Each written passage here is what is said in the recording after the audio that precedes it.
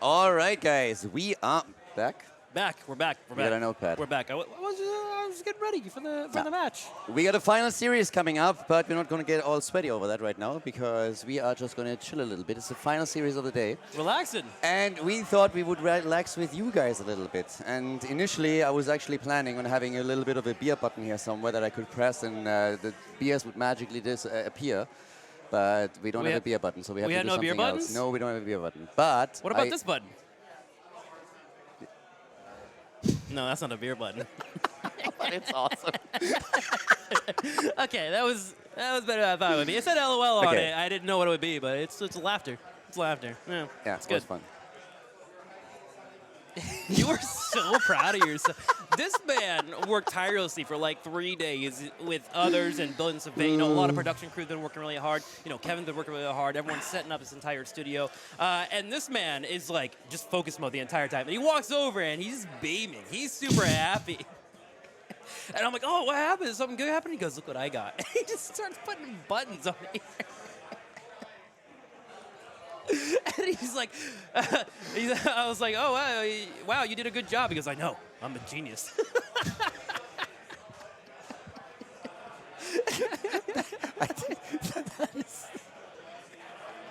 That was because of something completely different. Well, I know Fanny's in the crowd. Shut up. Stop whining. All right. Twitch chat. So we still need a way to get a beer. I have something. We have a German beer incantation. Okay. That we have to sing together. And sing? I mean, have you heard me sing? Huh? Can we do talk speak? Is that okay? I mean, you and I are going to plummet, but yeah. Yeah. Okay, so. Okay. This is it. We have to sing this twice. Okay. Okay, I'll tell you the words first. Okay. Beer here. Beer here. No, not here. Beer here. Beer hair? Yeah. Beer hair. Hair. Hair. Not Is hair. this German? It's not hair. I don't have hair. It's not hair. Har. Yeah, Like it's H-A-R. German. Har. Har. Okay, beer Yeah. har. Beer har. Okay, beer har works, whatever. Oh, I see it. B-I-E-R. Beer her. Okay. Beer her, Beer her. Beer hair, beer hair. Oder ich fall um. Fuck.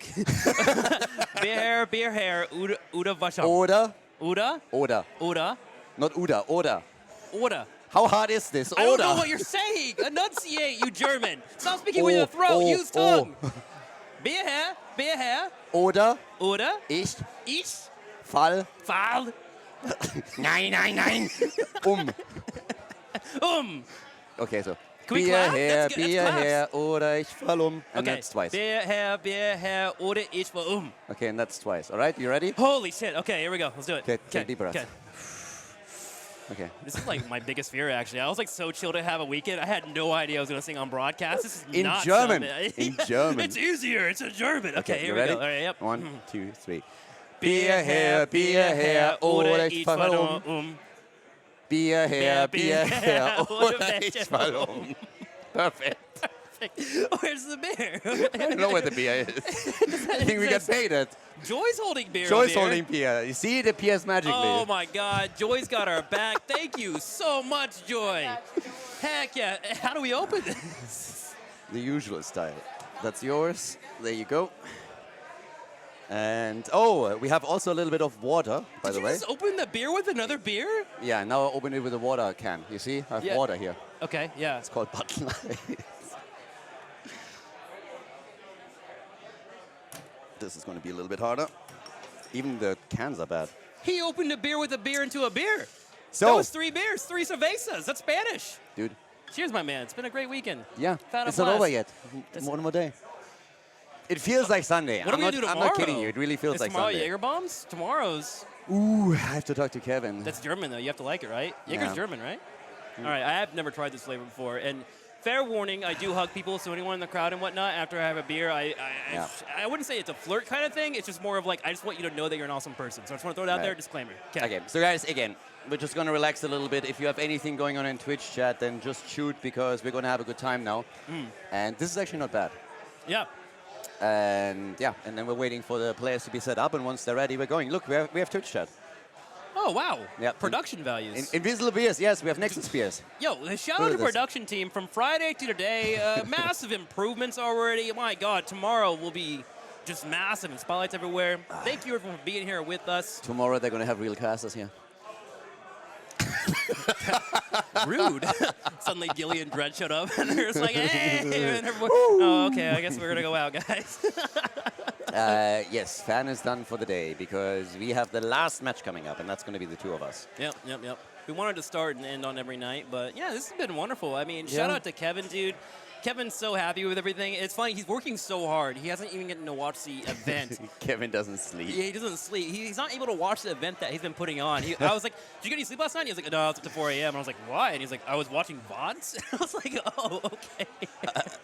I like the lost your phone, Khaldor. No, I have a phone that is by now so good that I don't want to scratch it by opening the beer with my phone. I was okay with the old shitty phone or with this one. You open beers with your phone? I did, yeah. What is this weird science that you've done? Where does this all begin? Were you like 19 or 21? No, if you're like 18. 14, 15 in Germany and you're not able to open a beer by yourself, you're getting kicked out of the country. No way. Keeps the population a little bit low. I think you're lying to me.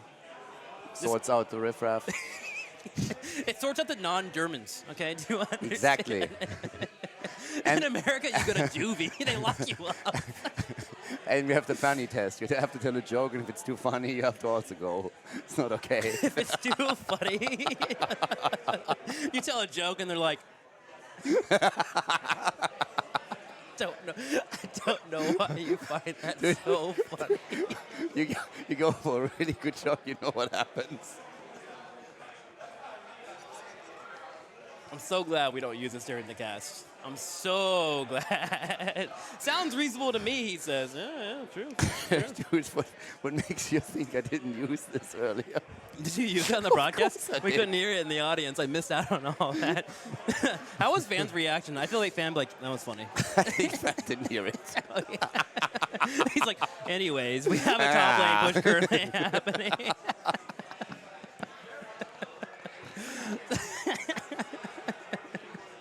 Look at Noodle, man. Noodle's just back there talking like crazy. He's so happy to be here. Everyone wave at him. There he goes. Oh, he blew us a kiss. What a nice guy. What a nice guy. Don't let these people drive home. Luckily, Kevin's got our back, but I also agree. Don't drink and drive, guys. Very, very important. Spam this brick to cheer for Nick. Yeah, Nick is out. Yeah, Nick's out of the And they're tournament. not really happy. Your Control-C, Control-V has got to change to something else. Sorry, what? Control-C, Control-V, Control-Copy, Control Yeah, paste. you have to switch It's it up got a to little change, bit. man. He's spamming this These brick are to cheer actually for not Nick. bad. Yeah, this is actually solid. Well, just from the American fellas. Yeah. I say it the is. American fellas like the population. Where is you from? not from America. No, it's definitely better than what they're trying to sell you in California as beer, which is IPA. That's not beer, by the way. Yesterday, Turk was watching the stream, and someone alluded to you looking like Johnny Sins, and he Googled that live on stream on Twitch. You almost got Turk banned from Twitch. This man was Nice. scrolling down, and I'm like, no, no, no.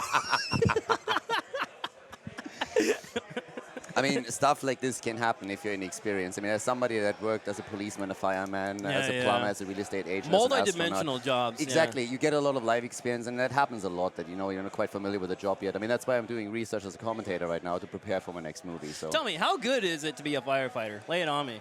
it's amazing. I thought you were going to say it's lit. Come on, let's work on that humor.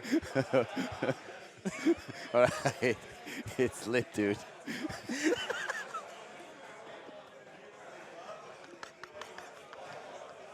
You love it. I hate you it. absolutely love I it. hate it. I'm sweating. This is stupid. Why'd you make me do this? He was like, are you ready? Can you go? I'm like, yeah, is the match starting? He's like, no, we're chilling. Actually, did we get an invite? I don't think we did. No, I'm sure someone will yell at us. Oh, There lobby's is a open. lobby. There's a lobby. Is it time to begin? No. I don't think so. We still have time.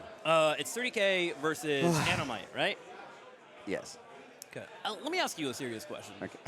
Are you kind of proud of North America? Huh? Are you kind of proud of North America?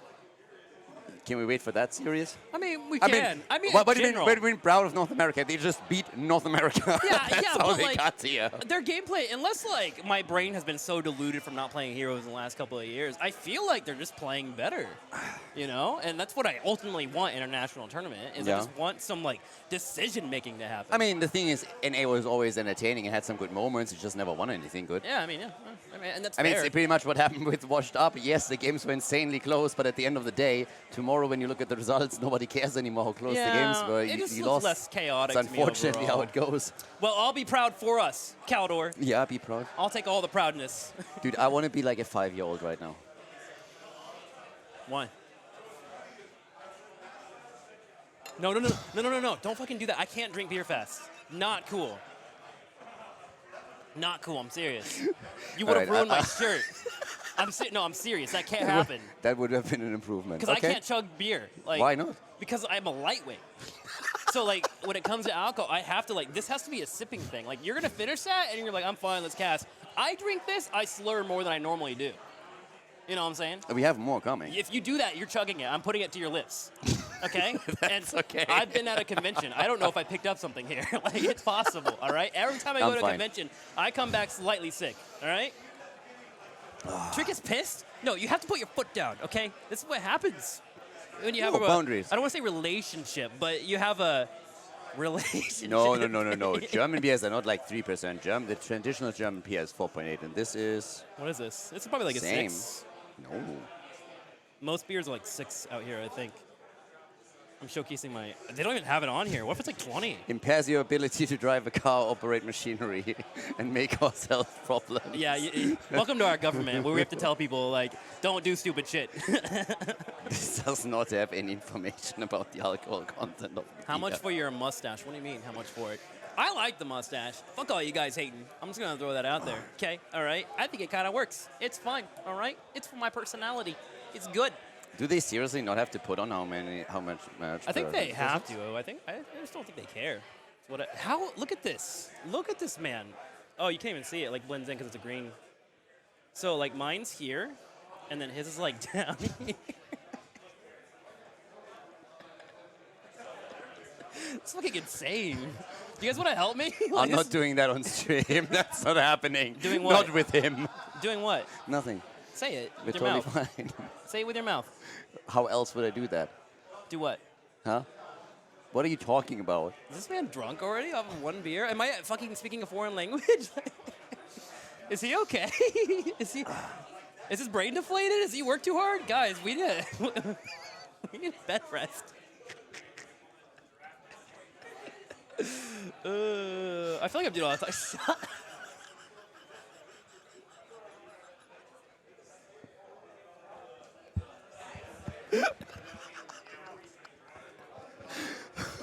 Can't. I can't. I can't. I'm gonna need a towel. Can't. I'm starting to sweat. Can't say it. I'm sweating, dude. I don't know what it Yeah. is.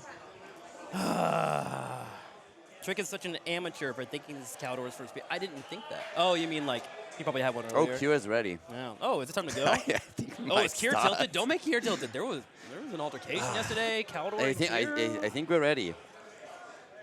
I'll tell it later on stream. Promise, I got you guys. There was no altercation. It was an altercation, and it was done on my account. He made me look like the bad guy. I already get enough toxic flames from Reddit and shit Admins like had that. to put the foot down. Everything was fine. Kira was cool. We just did it with Trick's account, which made him hate him a little bit. That's all that happened. I'm like, I don't want to be a villain here. I'm trying to like redeem myself slightly, guys. You honestly believe that he didn't know immediately that was me? Maybe. I don't know. Kier's flamed me on Twitter once. I posted a picture of a Tassadar How inting. did you do that? There was a Tassadar inting in one of my games in Storm League. He lost like 9 times, and I'm like, this guy's going to die. This guy's going to die. I called it like 4 times. him- And I took a picture, and I put it on Twitter, and it was just like a 20-second video of this Tassadar running to the bottom lane while a boss and a big wave is pushing in. And I was like, this guy's going to die. Immediately, a hook comes You know out you and gotta kills the finish this Tassadar. before we start, Okay, right? I will. Immediately it hits, and then I posted it on Twitter because I'm like, I'm so tired of people not like playing correctly. And Kier's like, you had cleanse, you could have saved him. I'm like, come on, Kier, give me a bone. All right. I'm trying, dude. I can't. I don't drink beer. You know, I'm from California. Edibles are what we Yeah. partake in. This was happened here. You know you have to finish it before you're done. Yes, I know. Okay. Okay, here we go. Here we go. All right. Do you want half of this? I'll split it with you. Is that like some kind of like, I'm a man, I drink beer so No, fast. this is just this. That's just you living, huh? You can't drink. Drink that Bud Light. Here, you want to take that? You can have mine. I drink half I of it. don't want water. Thank you. I have another That's bottle. 3% of 6% of the beer. That's just mad. think it's 50%. Let me and read the what they're 6%. writing in the lobby. We have to pay attention. Okay. We got a game coming You're up. the one that actually, brought we're this up. starting. Huh? Okay, let's go. Cast time. Serious time. We still have to keep that beer in the middle. They can't even see it. It doesn't matter where it's No, at. but I want some. Oh, okay, here you go, buddy. Mine Here is, you go. Mine is empty. My golly gee. Ladies and gentlemen, welcome to Battlefield Eternity. This is the final match of the night. Loser bracket semifinals?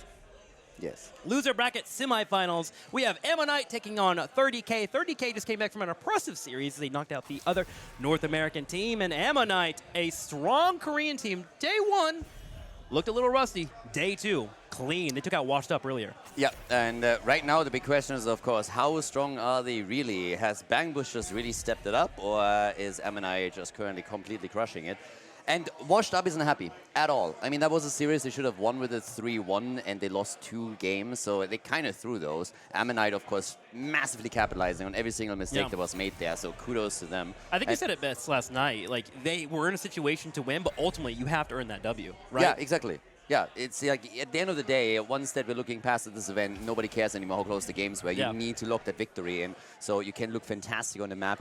The only thing that counts is were you able to get the W, exactly.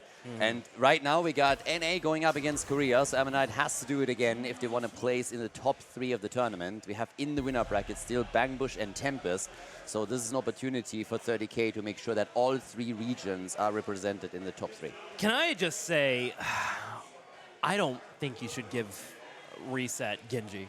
I just don't think that's a play that should happen in any way, shape, or form. I know that I am not at the skill level here, just a disclaimer of these players in any way, shape, or form. But when that guy gets on Genji, doom is spelled out amongst the maps. He is devastating on the character, and I hope Spelled out. Yeah, literally, like the map pops up, and instead of on your screen, like it's saying stuck, it just says doom. It's just like, you know that Genji's on the opposing side coming for you. Like, it's straight up ridiculous. Rhaegar and Thrall and Blaze coming in. Thrall is actually a bit different for our teams. I love to see this, and I like the idea of Sundering. We did see Washed Up try Thrall a couple of times, actually. Didn't fully pan out the way it is, but you saw the potential there. You didn't get the spell out reference at all, right? What's up? You didn't get the spell out reference at all, right? What spell out reference? Forget about it. Tell me the spell out reference right now. What was it?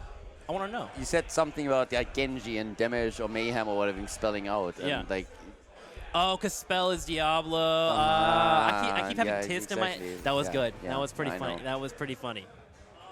hey, not cool, bro. Where? that was my best joke of You the gave day. me a beer. This is and your you- fault. And you just shut it down. It was funny. It was let a funny me- joke. Let me get to a serious moment. Go ahead. Totally agree on the NG for Reset, and Washed Up even banned it out at some point. First they took it away, then they banned it out, and he still got massive value with Greymane. In addition to that, we now have also Diablo, which the Koreans have been picking over and over again first, and it just works for them beautifully well. So that's a great draft for them, especially with Dehaka. We had so many Dehaka moments by now, not only by Tempest, but even more so from Ammonite, where they just get massive control with him, not only in the macro, but in the team fights with all of the CCs. So I believe that they are super happy with the draft that they currently have in front of them here. I mean, this is pretty much textbook what they played against Washed Up earlier. Diablo is fantastic because of, one, you have the coordination with Malfurion, but also he absorbs cooldowns. And what characters don't want to deal with cooldowns? Genji, right? And the moment Diablo goes in, you see Spell almost play Reckless, but it's not Reckless. It's Contained Chaos. He gets the opposing team to look at him. He gets low enough. Malfurion's there to help him out, and that's when we see Reset pop off. So there needs to be something hidden in the back here for 30K to handle Genji, and I'm hoping that if it doesn't occur this map, in game number 2, we see a different strategy. I'm okay with that in game number 1. Just be respectful of Reset, what he can pull off. They got a lot of lockdown here with Thrall, Murden, Blaze, so they got the CC to deal with him to an extent. But here comes that Vala that the Koreans have been talking about the entire time, that we've mainly seen from the Europeans thus far. So Haben on Vala. Game number 1, best of 5 series. Once again, we are in the losers bracket, so this is the last chance for both of the teams to advance, make it into the top 3, and play again on Sunday. 30K, they just made it happen against Diamond Hands, so now it's time to face off against the Koreans. If they can pull it off or not, we're going to find out. Ammonite has been looking fantastic, especially against Wash Up earlier today. And yeah, do you think the NA boys can take him, or is it time for the Koreans I'm hopeful. to I advance? think they are much better than beforehand, but I do think Ammonite has really opened up today. It seems like they are just on another level, and Washed Up tried to go toe-to-toe with them, and they always were resilient. They bounced back. Something I am a little bit curious about, I don't know if this is something that you were thinking about, could we see maybe a Bloodlust Earthquake combination and try and lock it down? It is BOA. We could see that. We could. I'll drink to that. Let's go in the game. That's my beer. Here we go, straight into BOE. It is going to be... was. It was. 30K taking on Ammonite. On the far, let's find out which side we're going for. Left side, we're to go with the Americans first. Cure playing Thrall, Liam on Blaze, Cattle on Murden, Legacy on Rhaegar, Medora on Greymane. Let's see if the boys can pull it off against the Koreans. And over on the right side of the map, the Korean team Ammonite with Hide on Malfurion, Spell on Diablo. We got H82 on the Haka, Reset on Genji, and Haben with the auto attack Vala style. Going straight on level 1 for Creed of the Hunter. Party time! So I know Vala was reworked. Did she still have the Hungering Arrow build, or is that completely gone? Is there no way to burn down? We've actually seen it today. So Okay. we've had it earlier, and it really all depends on where you play and what you want to do. I mean, now we're on Battlefield of Eternity, so Arrow build is definitely very strong if your main objective is to go for the Immortals and try and burn them down here. But auto attack style against this heavy of a front line, this many melee characters can definitely do wonders. But at the same time, I also got to say that we've seen tons and tons of multi-shot builds on pretty much any map. And the Koreans in their qualifier played multi-shot build on this particular map too. So all of the builds are viable. It depends very heavily on what kind of composition you play, what your goal is in the fight, if you want to go for the Immortal, if you want to go for the team fight victory. And in this case, they're trying for the single target damage. And stacking should be fairly easy considering that we have this many melees on the side of the blue team. I am really appreciating these adjustments from North America, 30K in particular. It seems like they've definitely done their homework. They saw Dahaka rotate down in the bottom right. Cattle was there. He spotted it immediately. And Cure popped on his mount and roided the top lane there. They got the turret instead. I was wondering if they would go for the Merc camp, but they're trading out these fights that they would assume that they're not going to do well in. You see a Diablo around a couple of walls and a Malfurion, you know you're in a position where CC is going to be devastating to fight into, and you don't want to go down early in BOE. So they decided to trade out a minion turret instead, which gives his teammate more pressure later on. I love that play. Now we have one camp now taken at the top, so the teams, in this case at least, exchanging camps. We had in the earlier match with Ammonite against Washed Up, very aggressive posturing right from the get-go as both of them advanced towards the camp. And the Koreans took not only the camp, but a kill, got both camps then in the end. So already pretty even early game, nothing too crazy. 30 seconds until we have the first Immortal announced, so the teams will soon start to move over to the Shaman camp, start to take those. And the Haka just waddling through the gate top side, has still to deal with Cure on his Thrall and also Blaze. So yeah, decent amount of pressure currently from the blue team. I actually love this. They open up the wall, which means if they get the Immortal, it'll go on the bottom side. But it sets them up in a great position where if they need to split push or they want to try apply some pressure through Blaze, they certainly can later on. It also makes it to where Dahaka has to prioritize that lane a little more than usual, just to make sure that 4 isn't taking too much of a beating. Now, normal Bruiser camp will be spawning for both of our teams, and both of them usually wait down to the 0 second. We saw that a lot from Hyde. He'll be the one that grabs it for Ammonite. I'm wondering if that will be replicated here by 30K. They grab it immediately as they're looking to try and open up the map.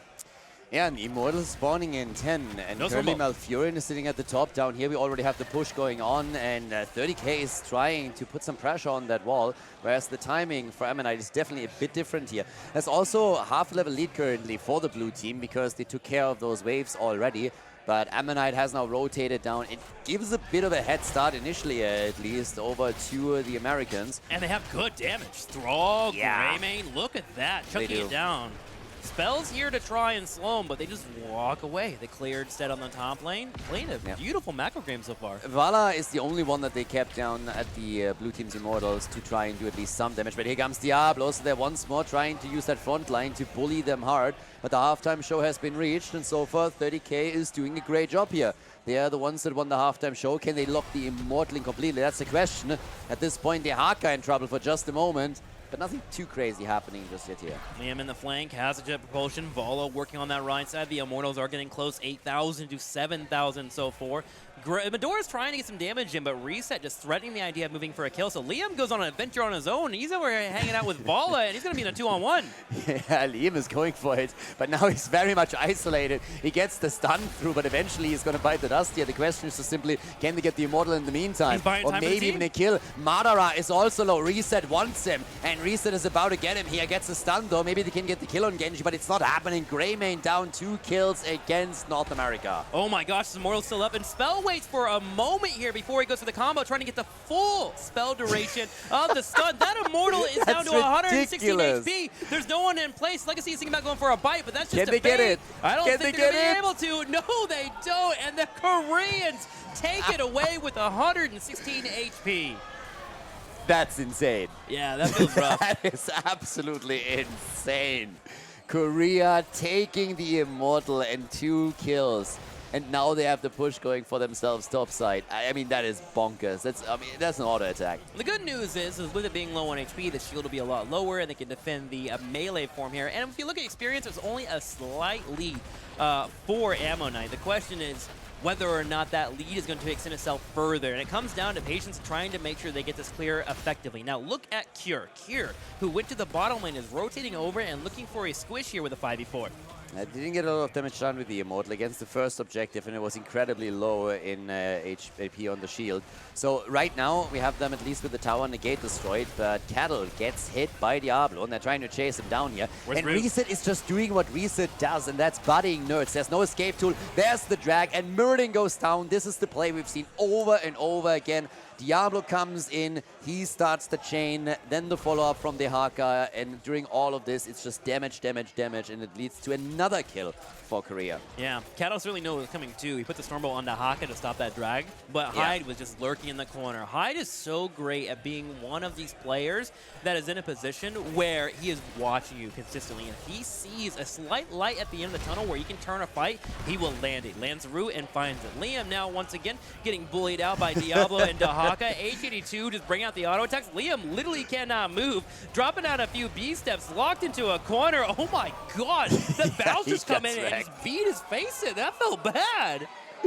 I mean, that was pretty sweet from them, completely blocking him into the corner and not giving him an inch to make sure he can't escape. It's the 4th kill for Korea. They are a level ahead already, and the problem is really they are locking level 10 in a few seconds. That will give them a mad advantage for the second Immortal. Yeah, the question is, what do you do here? If you're 30k, you have not a lot to do, right? Yeah, you try to soak what you can. You can maybe start to move into some forts, get some damage there, but you have to be on your tippy toes. You have to make sure a flank isn't coming your way, because H82 and Spell have shown they are willing to walk into a corner and take you out. Exactly. So this is an entire level where they can poke maybe, but that's about it. And if anybody steps out too much, then they're going to get punished and lose another hero, extending the lead for Korea, and that's something they want to avoid at all costs. Here's the ult immediately, no hesitation from Diablo, and just look at them. Cure is low, Genji comes in, and NA might get punished here. Genji not going any further, and Diablo just pinballed him past the gate.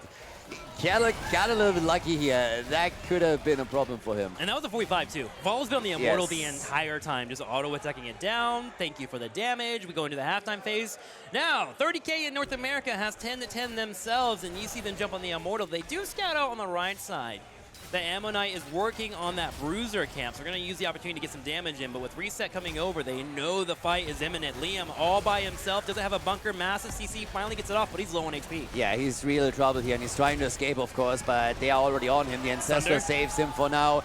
Sunder coming out too. Korea still absolutely Gucci here. We got Murden trying to jump out, but Reset is on him, so they are chasing them back. And it just shows very, very clearly who's currently calling the shots in this game. Heroics are down, just kidding. Genji's extract just came back, so did the isolation as well. Team 30k steps up for defense, holding the right side. Reset going for the back line, hitting Cattle. Spell gets locked down. Here's the Jet Propulsion, full CC. The Immortal Sun comes in, and Tips is down. Spell has been taken out. Cattle will have a jump in a second. Do they decide to chase or go for the Immortal? They go for the safer place, and they move to the Immortal. Good move. Diablo is back, but he doesn't have any soul stacks anymore, so that's going to be a bit of an issue. And they try to burn that Immortal down. They get Reset! And they get another kill. They get Genji. Genji down. The Koreans showing some weakness here, and North America is just pouncing on them. Rhaegar thinking about going in. He does have that totem, but decides against it. A Master Sleep comes out, and with an Immortal pushing in the bottom lane, this is where 30K can open up the map. Will definitely try to do exactly that, and they have topside Blaze pushing. The topside fort has taken damage previously, so the Haka is attempting to save it, but the bottom push, that's really what we have to watch now, because there is a chance for them to move past that fort and take it apart, and that's what they're hoping for here. They have a slight lead in experience now. The Immortal, not a lot of shield, already gone. Vala completing the first quest here. She's at 50 stacks as we speak, and they're trying to burn this Immortal down as quickly as possible, but it's getting tricky. Dahaka comes in. I think he missed the isolation, though. There's a Sunder knocking 2 in. This is a 4v5 because Blaze in the top lane. Rhaegar gets slammed on the ground. His Legacy will get picked off. Spell looking for another pick. Can't quite get the body slam. However, they do push away their opponent. But look in the top lane. That's enough. 2 forts. That's not enough. Rhaegar, just killing Rhaegar here doesn't really help you. They lost the fort at the bottom of the map. They lost the fort at the top. That is not a worthy trade at all. Look at Murden. Hang on. If they get a few more kills, it's a different story. But as it stands, that is not helping them. They just lost too much infrastructure here. The rest of Ammonite run to the bottom lane. The sergeant of the Bruiser camp. They do have a slight experience lead, but things are looking a lot closer. And remember, that trickle in experience coming in from the 2 forts they picked up will give 30K an advantage moving into the Immortal phase. I don't think they'll get to 16 or anything, but still having a slight lead over a team in BOE is always massive. It's also a question of where do you go when you have to top off your mana and hit points. So in this case, they really need to retreat all the way back through the keep wall towards the middle. We have the level 13 talents now in play, and yeah, for Vala, that also means that we have the Tempered by Discipline right now, so a bit more self-sustained for her that she can use in these fights too. But yeah, definitely a good move by NA. Initially, they lost way too many heroes, had real trouble getting into this game, but now that they got the first few kills, they translated that instantly into an objective and 2 forts, so they really pulled ahead here. Bruiser camp being ground on the far right for Ammonite as they attempt to try and wrestle back some wave control. Same will be said for 30K as we'll be moving into our third Immortal phase that will be popping up in about 30 seconds. Now, I'm going to be watching Khaldor. Khaldor right now is flirting with the bushes on the top right. He's looking for Dahaka or even Diablo, and if he sees Genji, it's a good indicator that Diablo is nearby. It is a pair that you consistently see. So I want to see if he's able to find his opponent. He jumps over, goes straight for HA2. HA2 goes for a burrow. Here's the drag, kind of locked down. He does have the avatar. Can he use it? He does. Drops on the W as well. There's a sleep as well. Ancestor healing coming from Legacy just to keep him alive. Liam goes in with a jet propulsion, and they're going to hold. Yeah, they used pretty much all their ults with the exception. Well, now they used all their ults. I was about to say with the exception of Blaze, but that was such a clean turn that we saw from the Haka. Blaze is down, and honestly, that was amazing. Ammonite, the Haka, he sees it coming. That jump, he immediately burrows, dodges it, turns around, hits the drag. Mirrored, and everybody is just dropping their ults to keep him alive. And towards the end of the fight, it is Blaze who falls, and now Ammonite is entering this objective phase with a numbers advantage, a 4v5. Yeah, this is a world where Liam's going to realize really quickly that Ammonite has been perfect at trying to lock down a target and burn them fast. Blaze is a character that usually can sustain through some of those situations, but the X-Strike coming in from Reset got damage on him and also helped clear out the bunker, so he had nowhere to jump into. And remember, Ancestor Healing was used the first time that occurred. So Ammonite, after finding that kill, immediately runs over and burns down the Immortal. Let's go to the second phase here. It's going to be the halftime show, and looking over at 30K, they're like, all right, we know we might be burned here. Do as much damage as you can and go for defense. Yeah, they will have a big shield on this, and that should at least grant them 1 fort. But, well, it's not over yet, and with all the space that gets created, they might actually get this one. Thrall, Greymane, yeah, that's too much. 5-on-1 3K. Immortal, but they got it close, 3,000 HP, so that'll be a 3,000 shield, but with the Greymane, you can burn that quite quickly. And remember, they do have the fort in the bottom left. A fort you can easily lose and move for 16. Exactly. So 16 is going to be a thing. They have some time that they can spare here by just making the move through that fort. The Haka is going to the top. There's a catapult pushing in, but of course the Global is a massive asset in the late game for Ammonite now. Protecting the side lanes and having the ability to join the team in a few seconds is fantastic. Q at the front, has to be careful. Vala is taking those hits, no problem. A couple against Cattle to get more stacks in on the level 1. And let's not forget that by now with 16 we have Manticore, so that extra attack speed through the Gambit quest talent is massive right now for him. Good point. Cattle's got to be very aware of that. I do like Kier being in the front line, and with Murden shadowing him, he should have a nice failsafe in case a hard engage does come his way. 15 and 3/4 inexperience. Liam working on the top side here. Needs to be aware, though, because the entire team of Ammo is on their way. Level 16 talents, a small advantage for just a few more seconds, and Ammonite is not willing to push it just yet. They're playing this a bit safer. Definitely calm and collected here. They know that they have an advantage for a little bit longer, but they still need to catch up in infrastructure. Here comes the play. They baited it out a little bit. Diablo moving in, but he immediately becomes the target, and he's getting cut off by the bunker. The Sundering goes out, but it actually misses because they hit too many Popes. Oh! Lightning Breath is lucky here. Jet Propulsion comes in. Legacy trying to hold the back line, providing the heals. Kier just trying to make his way forward. Cattle steps in as well. No one has fallen yet. Liam goes for a turnaround while Reset is working on the left side. Big tranquility sustaining them through the fight. Now it's Blaze that falls, and that is another kill against North America. The camp's still up. Korea, they're looking for another kill. Ammonite is coming in. They took the camp already, but they're not done with this just yet. Cattle, can he escape? He does. Drops the Stormbolt and slows them down. Well played, though. A great team fight once more by the red team as they were just waiting for 30k to move through the choke point. Yeah, I think they've noticed that Liam consistently goes, oh, hang on. Kier gets engaged upon. There comes the cleanse. There goes the root. Spell taking damage, but is able to retreat away thanks to the heals. Kier's going to get taken out. Legacy as well, and that's 2 down for North America. 3 people taken out as 5 are up for Ammonite. Fantastic play by Ammonite. 9 kills to 2, and they're severely pulling ahead now. Let's take another look at that last battle. I mean, right there, they are able to turn it around. As Spell gets focused, they go on Thrall, they drop him, and then they get a kill on Rhaegar too. Both of the Orcs are down. It's exactly what they needed here. Really, really well done. And these are the kind of plays that allow Ammonite to now pull farther and farther ahead in experience, in kills. And they have also the head start on the objective. This is kind of the issue with it being a focus to tank kind of meta. We saw Diablo get focused as he went underneath the fort, and Bala got 6 auto attacks off before she was even looked at. With that mana core procs coming in as well, you saw Kier just get completely deleted. It almost looked like the team was surprised by that damage. I mean, Vala's currently at 33,000 damage, but she's definitely going to ramp this up quite a bit because she has now Manticore with all of that attack speed that she gets through the Gambit talent. Genji top damage in on the red team with 48,000. And Greymane, top damage overall for the blue team, but he just doesn't get the kills for them now. They only have 2. And here's the next fight. And once again, they're playing with that bullying Diablo, the OG bully right there. He's been stuffing nerds in lockers ever since he's been in high school. They go for Cattle and they burn him down with the ult. Legacy thought he was out, and Liam is now forced to retreat, and he's getting bullied out here by Reset. Reset, I don't know how he walks out of every single team fight at full HP. It's got to be high just backing him up, but another pick comes in once again. Now, in the bottom lane, there is a camp pushing in, so you're going to see the rest of 30k try to slow them down. Another Cecil comes out. There is going to be a whoop up in a second. Hyde is not able to hit the root, but Kira just getting bopped around like a pinball machine. Kira can't play the game anymore. He's trying, but nothing works. He moves on the mouse, he moves on the keyboard, and nothing reacts because he's perma-stunned by Ammonite. They're just dragging him around from the right to the left and the left to the right as Vala and Genji just home in on him. Another kill against the blue team, and Ammonite is going to lock in a massive Immortal that will allow them to pressure the first keep of the game. They already took the forts down, but they are just completely on a different level in the late game. Things were looking fine until the last few minutes. I feel like things started to really break open. And with 20 looming around the corner, you have a couple of things you need to answer as a team. Do you go for full defense here, or do you run past the Immortal and try to make things work out for you? This keep is the only thing standing between you and the core, and there are 5 red, angry players moving their way in. And they are real angry here. They want to move towards the grand final. They didn't want to drop into the lower bracket at all, and they lost their first series in the tournament. And now they're going for that loser bracket run. We got level 20 talents for them. They got Storm talent advantage over their opponent. That gives us Serenity. We have also the Farflight Quiver. Vala has it even easier now to get those hits in against that beefy frontline that we're seeing from 30k. And this keep just doesn't stand a chance.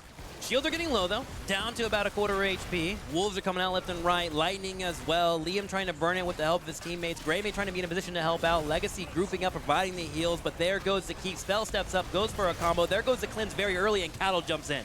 Khaldor gets rooted. Isolation. They want him, and he has no chance. Or does he? He has a chance. Are you kidding me? But look over at Ammonite. They're full on HP, and finally you're going to see Thrall get taken out, as well as Greymane, and that's the DPS here for 30K. The rest of the members falling as well as they try to go for a heroic defense, but as the core falls, 40, 20, 10, all the way down to 0. Ammonite going to come back and take game number 1 with 16 kills to do. Nicely done. The 1-0 lead for the Korean team.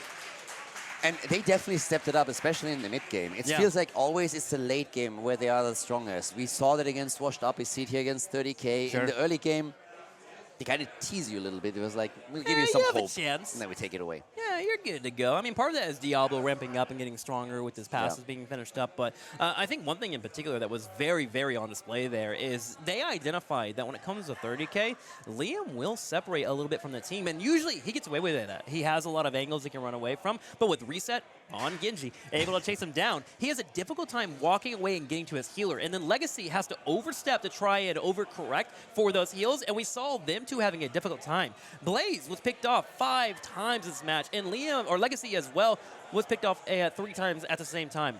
And on top of that, Akomobo Ancestral Healings just couldn't connect because he was so surprised by the damage. It was really a great draft for them. And also after all that we've seen so far, you could tell this is the draft that they've been playing for a long time. They have the Diablo main tank. They come in with the Haka, Genji for Reset. We talked about it at the beginning. Something has to change in the draft for 30K. If they give them those heroes, this is just a comfort zone for them. So they have to push them a bit out of it. Easier said than done, obviously. There's so many good heroes that they have. But this is just core Korean meta that we've seen throughout the tournament. And you have to at least force them to adapt a little bit. It feels like it's got to be focused either at spell or reset.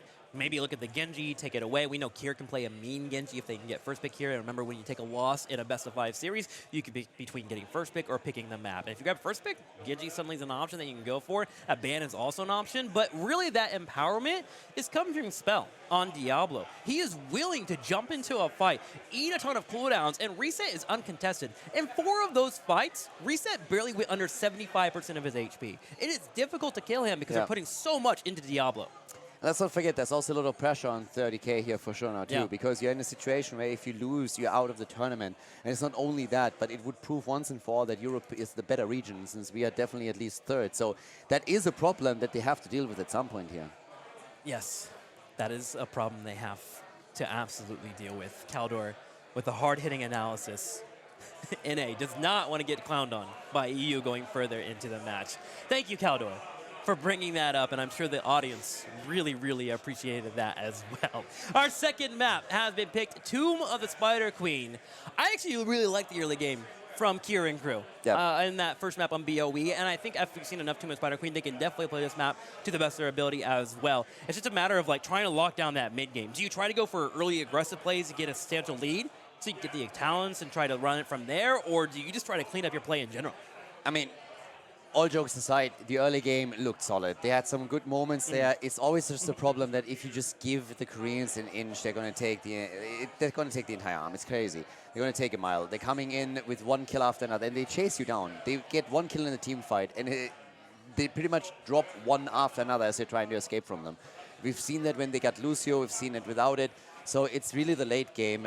You can never count them out. Yeah, exactly. The moment you relax, you're dead. Yep. Washed Up experienced that firsthand, and that is something that 30K could watch on the screens. So in the early game, when you're doing well, great. But don't think that you're all of a sudden ahead. You really have to focus on every single moment, because Korea, it's not over until the fat lady sings, and so far they're doing just fantastic here. Tomb Spider Queen, good map. Yes, a lot of team fights, a lot of AoE that we need for the wave clear. Let's see what they're going to draft. All right, 30K, time to prove that you can be as strong as EU. This is what it all comes down to. That is the key motivation. What's that? It will be tricky. It will be tricky. It will be rough. Khaldor will always hit you with the hard-hitting analysis. He will not be one to shy away from that. We appreciate that about you. We really It's the hard truth that we really have to spill out here every now and then. Adjustment. The ban in Diablo. They are tired of putting cooldowns into Diablo and Genji. No, thank you. Sir, you will play something different this match. And Ammonite responds in kind with a Brightwing ban themselves. Honestly, I really love what they're doing here, because they watched the Wash Up games. Yeah. And they were like, all right, we'll try it one map. Yeah. Then this happened. They're like, okay, this is not going to be a thing. Let's just get rid of it right away. Yeah. But that, of course, gotta do also that. means you open up other picks for the red team. So let's see how Ammonite reacts to this now. I mean, the good news also, like, there's two ways to look at it. If you ban a Diablo and a Genji, suddenly the opposing team has to play something different. Either A, they're prepped and ready to go on a second backup strategy, or you can mess with the timings just enough where if you have your own strong foundation, you can kind of throw them off of their game for a little bit, and that's enough to score a couple of wins. And remember, you only need 3 in a best of 5, so it's always a good step forward. Blaze, picked up once again from Liam. Strong pick for them, no doubt. Always one of the best side laners that we have here. Brings you the AoE that you need, has the sustain, is very, very powerful in the bot lane. But I really, really want to see how Ammonite is going to react to the 2 bans that we've seen. Last time that Genji was taken away from them, they started to move Reset over to Greymane, and he did a great job with him too. So that's one aggressive pick that they could deviate into. Lucio gets taken, and there's Leo. We've seen him with Lucio, and they're terrifying. It's hard to lock him down. He slides along walls, and then you have Hyde banning him, which like makes him somehow 30% stronger, which is annoying. Like, I was talking to Kevin earlier, I was like, man, if we do this again, we should just like ban all Overwatch heroes and you see what happens, you know? Because like they are slippery.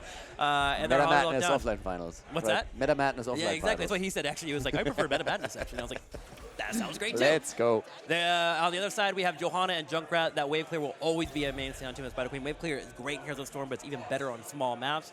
So here, that is being unlocked, and Ammonite will now answer back with their 3rd ban. But I like what we're seeing from 30k. They got Blaze, they got Johanna, there's a lot of wave clear, they got the interrupts with the shield clear, they have Junkrat that can throw the grenades around, there's also displacement. So this is a really good opening into Tomb of the Spider Queen for them. Lucio always terrifies me when I see it from the Koreans. He's strong enough when you see him in European hands, but it feels, as I said earlier, I still have from day number 1 those images in my head where they got 1 kill and then Lucio chases the entire team down until it's a team wipe. Yeah. So once the map is opened up a bit and you got rid of some of those forts, this is just a terrifying thought. But it's a good opening for 30k. Let's see how they build on it. Mirrodin was taken away. Malfurion was banned out too. But this is a bit of a moment of truth situation now for Ammonite. I want to see what the damage is. I want to see what we're getting at the front.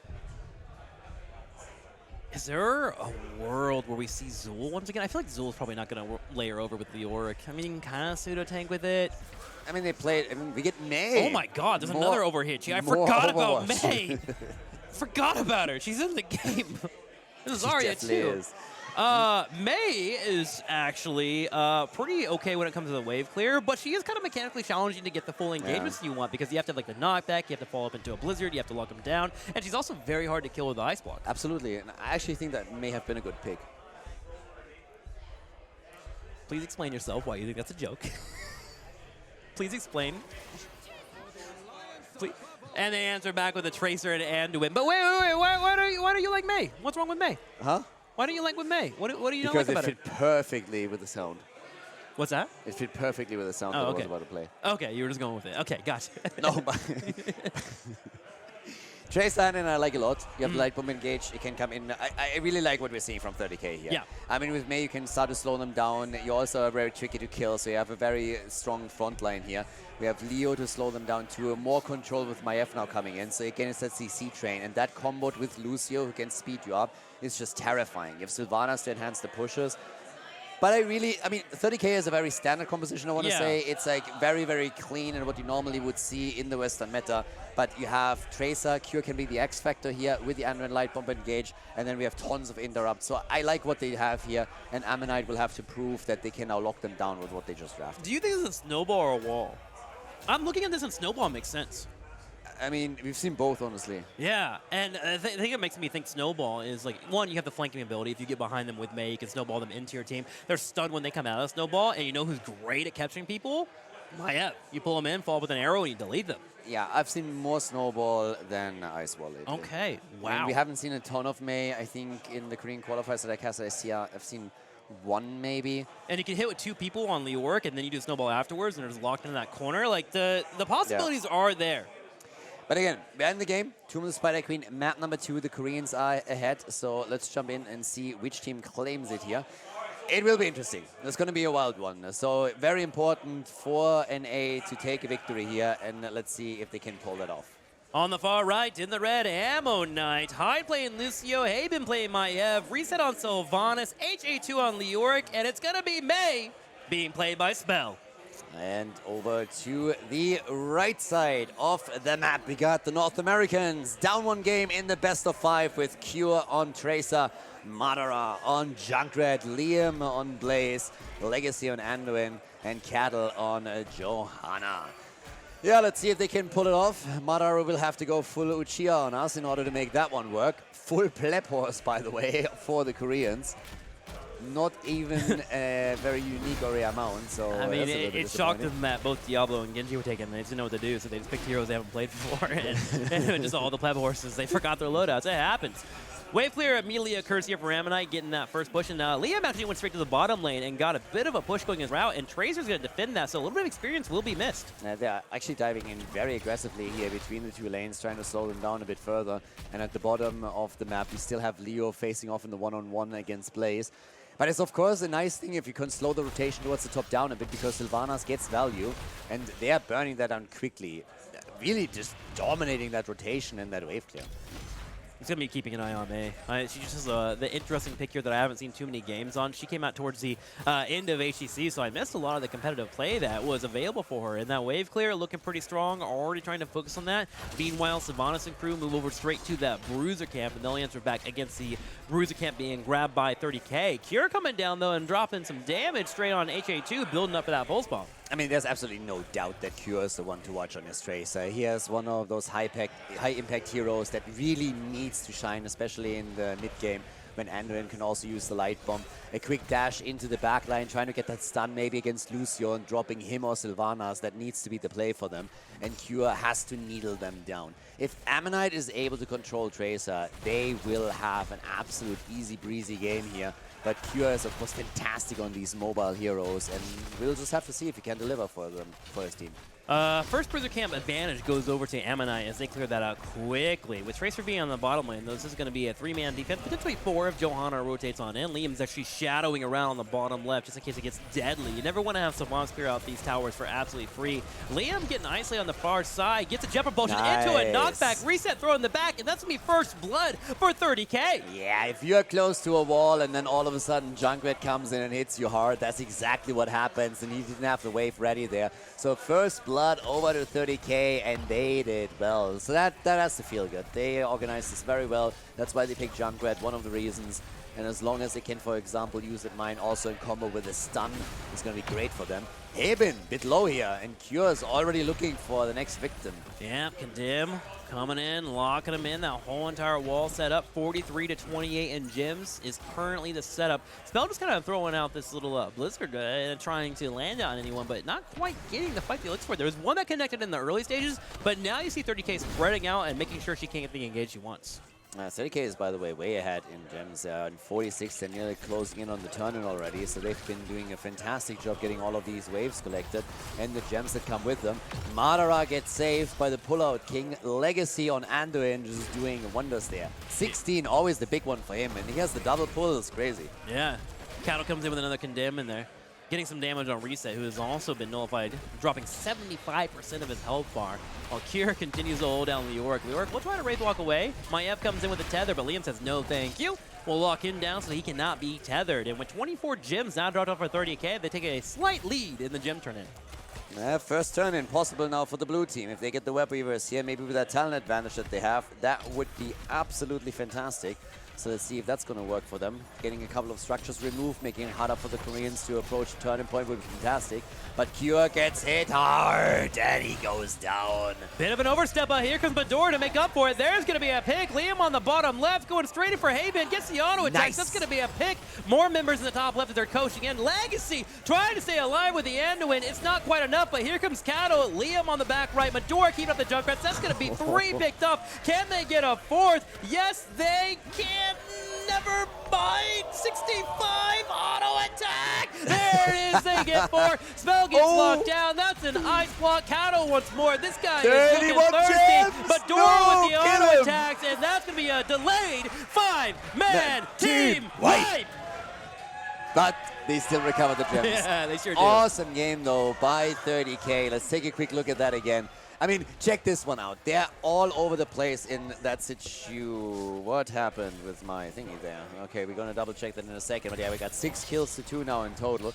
And really, really well played by 30K. It was very chaotic team fight, and it went all over the place. But initially, this is what happened here. So we had the double kill against Lucio and against Maiev, and then just chaos ensued a second later with Sylvanas falling, and they just dropped all of them.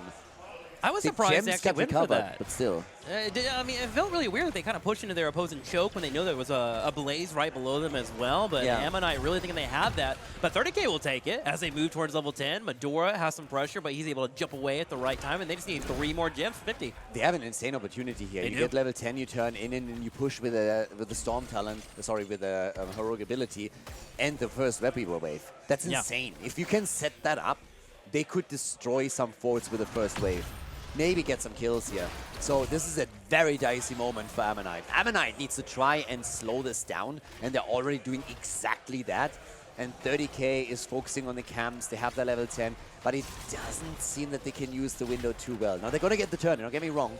But that half level that the red team is missing with the camp that they're currently taking and Leo already working on the bot lane minions, they should be able to get the ability before 30K is ready to push through the structures. For Ammonite side as well, just looking at team fights, it's very clear what their goal is, and that's try to lock down Tracer, force her to use her blinks, and then try to get her going to a recall with a tether. And it's worked once. It's gotten almost a kill twice. Ooh, a light bomb. Here goes in, finds 2 on the bottom right. It's going to hit Lee work. More damage coming in. Snowball from the back. Junkrat all by himself. He's stunned out. Can Anduin get to him? No, he cannot. And Tomb connects as well, and that's going to be a pick. Yeah, Madara goes down. Nicely done. And that should be an easy defense now for Ammonite. They played this one well. We also saw a blessed shield that was missing from Cattle. He couldn't connect that properly, or it might have turned the fight here. But Ammonite now defending in the middle, defending at the top. They're trying their best, but it's Leo who gets caught, and that is 30K answering with a kill, denying 16 gems to Ammonite and taking the fort. He actually gets them. It's going to Jeez. go up to 20, but that was close. Second time. The second time that he's the one that comes in for the team and recovers gems that they were losing. I think Hyde is secretly the carry of this team. You know, Yeah. Reset is the face, but in the background, Hyde is like the puppeteer, just running the entire team. This man just delivers on every front as a support. They go for the siege giants at the bottom of the map. There's still a turn in possible for Ammonite, of course. Let's not forget about that. It's not... Oh, they are getting invaded hard Bunkers here. up. Yeah, Leo is buying time, and he might fall, but if they can get the camp, it might just be worth it. Oh, so no. they get the camp, and Leo is able to escape. But it comes at a bit of a cost with Junkrat at the top. Madara was able to do damage to the fort. Yeah, Liam with a slight mistake there. He put the bunker right in the center of the waypoint, and if you're not careful, Blaze's big hitbox will push you out to the right, and it was just barely off the mercenary camp timing. He tried to walk over, but he wound up going into the bunker, and that's what gave it to Leo. But great pressure from Ammonite and crew to take that away. Thing with Ammonite, we talked about this after the first map. They are so scary in the late game in particular. Yeah. This is really where I feel they are the strongest by far. So 30K, they are taking small incremental advantages here, but they need to snowball that a little bit further for my liking. Here comes that light bomb engage that I've been talking about, trying to get the kill, and Hyde is ready for it. They're attempting to turn it, and once again it's Anduin, but it's not enough. Tracer dies. They try to get a counter kill, and they drop Sylvanas. So 1-for-1 trade between 30K and Ammonite. No bunker for 8 seconds, and Liam is just running away. He goes for a depth propulsion and hits a couple and does a little bit of damage as well, but he's also going to lose a few of his gems over the wall. In and Tomb, and Legacy is like, please, someone help me, but there's no one to help. You have Cattle coming in here, but he just can't do it. A snowball for good measure as 30K loses 3. Really, really well played here. First it was Tracer that fell the counter kill against Sylvanas, but Korea, they are just relentless. They see Liam, they take him. That's, of course, 10 gems down the drain, too. Here's the turn-in now happening, so the red team gets their first wave. Red Web Weaver is going to touch ground, and that's their opportunity to take some of the forts down. The disc misses. They can't engage early here, but Anduin isn't quite back yet, but he's going to be there in time to help them with the defense. We got to start petitioning some of these teams, man. At 850, you do not fight Ammonite because they always win the mid-game fight. It seems to be their power spike, and with the 9:30 timing of Web Weavers, they are pushing in aggressively, and remember, they have the Sylvanas factor. They're going to try to burn down this fort. That makes it so much harder. Riptide is being used to just pressure this out, but one fort at least needs to fall here. Top topside play. Bunker used just as Maiev came in to look for the tether. It could have been the end of play. It's good for him. Drops the R, goes for the bunker, and they save the day. And that is a decent defense, a good defense from 30K. They didn't lose a fort. I was sure they would at least lose one. There might be some pressure in the mid lane still, but Ammonite didn't get anything outside of walls and towers. Yeah. The Junkrat Riptire really enabling that too, pushing back the opposing team, getting them to a spot where they can defend. And I agree, solid defense. Now things are getting a little bit rough though for Cattle as he's playing Johanna, and he's the main tank, and suddenly he has 40 gems on him. He has to put himself in a position where he tanks for the team, but you also have to be in a position where you can't get picked up. Yeah. Catalan's boys have a good news, bad news situation going on right now. The good news is they have enough gems for a turn-in. The bad news is they're playing against the Ammonite. So now we have them attempting to go for their turn-in. They get it, actually. Wonderful. Cattle gets the 40 gems dropped off, and now Cattle can suddenly start tanking. I gotta celebrate my own dad jokes. Nobody else does, and it's a bit sad. So yeah, I'm gonna clap myself on the shoulder a little bit for that one. I smirked a little. I did. You just can't see it on camera. 8 kills against 7. I mean, again, both teams with enough gems for a turn-in, but it was so important that Cattle got rid of the gems that he had. So now they delivered 52, and they get the full turn-in. And Ammonite is currently holding 80 gems. If you lose heroes during that push of 30K, then yeah, you are having another thing coming, because those gems are your ticket back into the game. Well, we've been seeing the Light Bomb combo with Tracer to try and force the fight, and that's one thing you can try to utilize if you're Ammonite. You've seen it 3 times try to occur on your team. Try to bait out your opponent, if you will. Step up, show maybe they have some gems, give Kira a chance to go for the hard engage, and make sure you have your teammates there to back it up, and you can really force a fight to go your way. But for now, 30K is looking for the PvE pressure. Bottom lane being pushed in straight for the keep wall, and it won't do too much damage. It's being cleaned up by Leoric. In the middle of the map, we already see a fort taking some damage. They got the 16 talent advantage, and the faster they can put that good use, the better for them. There's the play attempt by Kira into the back line with a light bomb. Wasn't enough to seriously threaten reset, and Hyde was in an instant ready to help him here. He was just waiting for the move. He's just walking around with his hand up. He's like, I want a high five, please. Anybody give me a high five? He reminds me in 4th grade, you know, when I didn't have any friends. That is so sad. I know. Top lane's being pushed in with a Web Weaver. It's going straight for the keep wall and moving its way into the minions. And that will be cleared up. Here is the good news for 30K. Look at the map real quick in the bottom right corner. They have all their defenses. This is the first layer of towers. They already see a boss. They're positioned for it. Blaze in the middle, which has been a main focus for Ammonite, and they're keeping up the aggression. They do not mind. If you look at the minimap, you can clearly see that structurally 30K is so massively ahead right now. But it's 108 gems in the hands of Ammonite. They really, really need to start to turn these in, and if they turn in now, they can trade the boss defense for that. But it's crazy to me. It's crazy that they haven't turned any of them in. They duped him too. With Liam sitting in the middle of the map, he got scouted out, which kind of made them assume that they were defending the turn up the top turn in, and Ammonite didn't scout out that boss. This boss gets snuck completely. I'm loving the aggression for 30K. You play to win the game, not lose, and they are certainly playing to win right now. Ammonite is in a real awkward spot. If they lose a few heroes here, then they are going to be in a world of trouble, since they cannot. I mean, they need these gems to come back into this.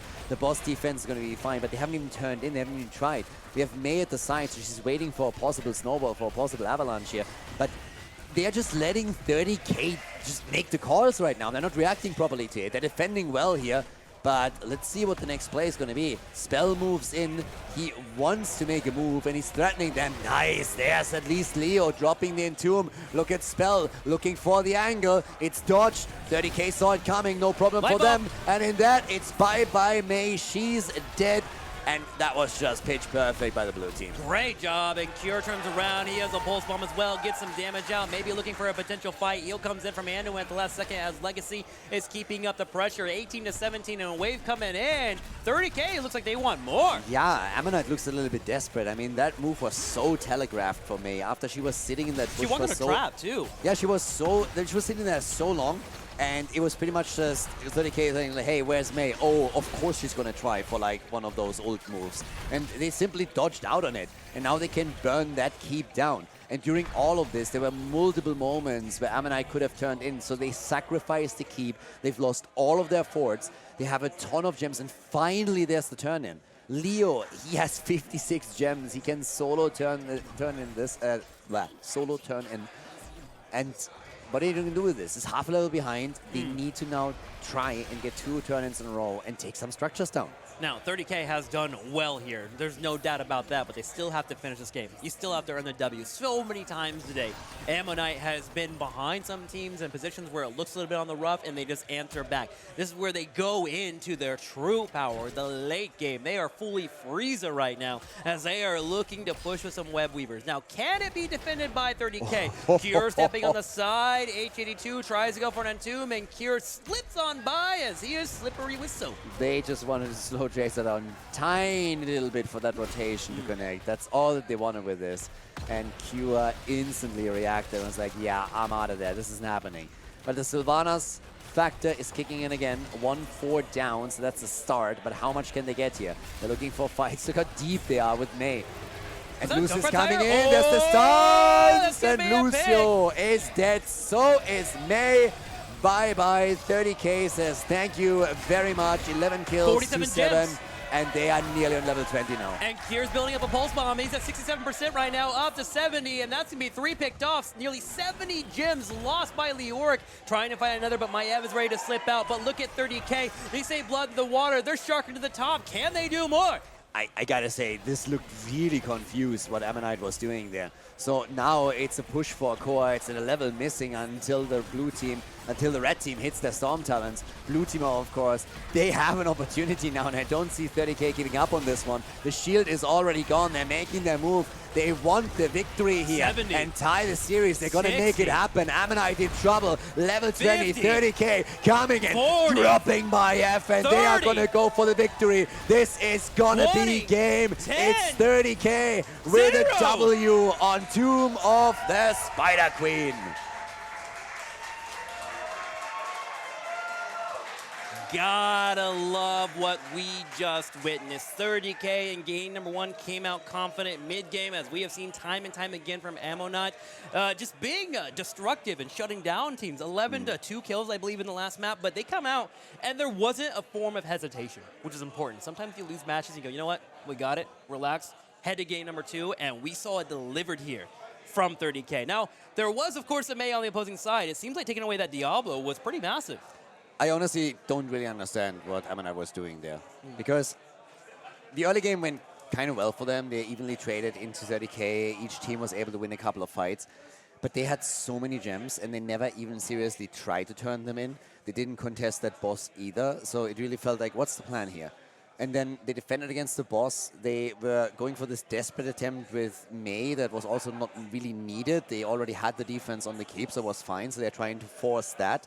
It gets easily dodged out. Instantly, Mei gets blown up. Yeah. So the decision-making in that second, or let's say that third of the game was so weird to me. I mean, confidence is a big deal, right? Like, confidence is a hell of a drug. Like, you feel like you're owning yourself, you're feeling yourself, you might pull out something a little bit weird. Maybe they practice in scrims, and it's been very, very effective. But I agree. Like, that Mei flank that we saw in particular on the top right on that keep, Mei actually walked over and walked into a trap. Medora threw a grenade at him as well. Yeah. That whole flank was completely telegraphed. But it's also the fact that they must have known that the boss is being attacked. I mean, Sure. where else are they on the map? Yeah. So normally what happens is that you consider to just go for a turn-in, and then you defend with that turn-in, with the web weavers. You have time to defend the boss. You traded your gems for that, and they had a second turn-in that they could have used too. So this was just a couple of parts of the decision-making process. I'm not quite sure what exactly happened there on the end, but the result is the same. Well, 30K got the victory. It's a tie. We're going to head into a quick break, give the players time to go to the restroom, talk things through a little bit before we're heading into game number 3. So we pretty much turned this into a best-of-3 series now. Well, we're all tied up 1-1. We'll be right back with game number 3.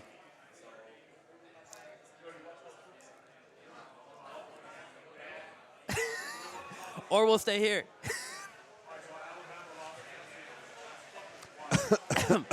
Game 3. NA production.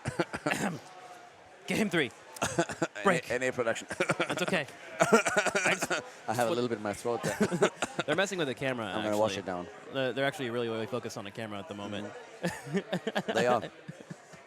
Well, you can stare at our faces. We're now the break screen. Yeah, we're the break screen now. We're the break screen. Yeah, this is nice. I'm feeling this. They're really focused. They've completely forgotten that we're here.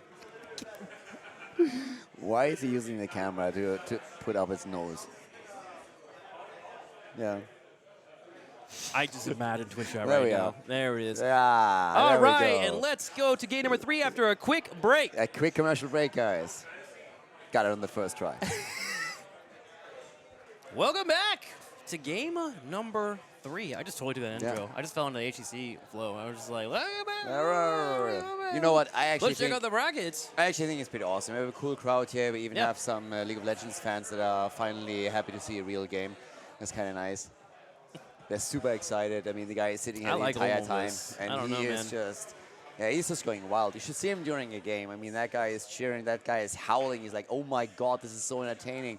Why am I wasting my time with another game? Why am I doing this to myself?" I think you can learn a lot from other video games. So, Yeah. you know, maybe he's bringing his How knowledge to from not do there it. all the way come over Kappa. here, you know, things like that. You know, honestly, I think if Blizzard was not such a small indie company, Heroes had a bright future ahead of it. Yeah, I think that was the issue. Definitely not enough money there. Maybe next time they'll be able to get to it. Once that we have Heroes 3.0, guys. I think Going Heroes big. Auto Chess would be actually kind of sick. Just throwing that out there. Yeah. If they have a janitor that can do anything, that would be fantastic. Game number 3 will be on Infernal Shrines. It's a 1-1. Do you Yep. think 30K maybe just got their one win because there was a weird pick with May, or do we potentially see the true strength of NA coming out? NA played well, but I still think that it was a bit strange how Ammonite played the second half. It wasn't as clean. And I don't know if I should chuck that up to Diablo and Genji. I don't think so. I mean, it was not so much the heroes, it was just the decisions that they made around the objective in particular. They didn't turn their gems in, they didn't trade on the boss, they didn't even look for the boss. And again, you can always make that trade. You defend against the boss, you turn in your own gems, the opponent has to react, and yes, you lose the gems, but you get a bit more map control on the remaining lanes, and nothing of that happened. So I was really missing that, and maybe they were a little bit afraid to engage in the middle because they said, hey, we don't have any forts left, so we don't have a fountain there. But at some point, you gotta make a move, and they never did. They didn't fall far behind in experience until that last fight happened, and then they got snowballed. So I want to see what happens in Game 3. It's really tough for me to come in and say, like, yes, NA is now going to gain that momentum. It's awesome that they got the win, and I would love for them to draw confidence from it and bring that into the third game. But I just really feel that for some reason, the Koreans brain farted a little bit. Yeah, it does really feel like a small victory here. Well applauded, and we appreciate that. I want to see that continue. I just don't trust it. What's that? It's always This the doesn't look same. right. We're always- Something's weird. I have history, years and years of experience. This has never occurred.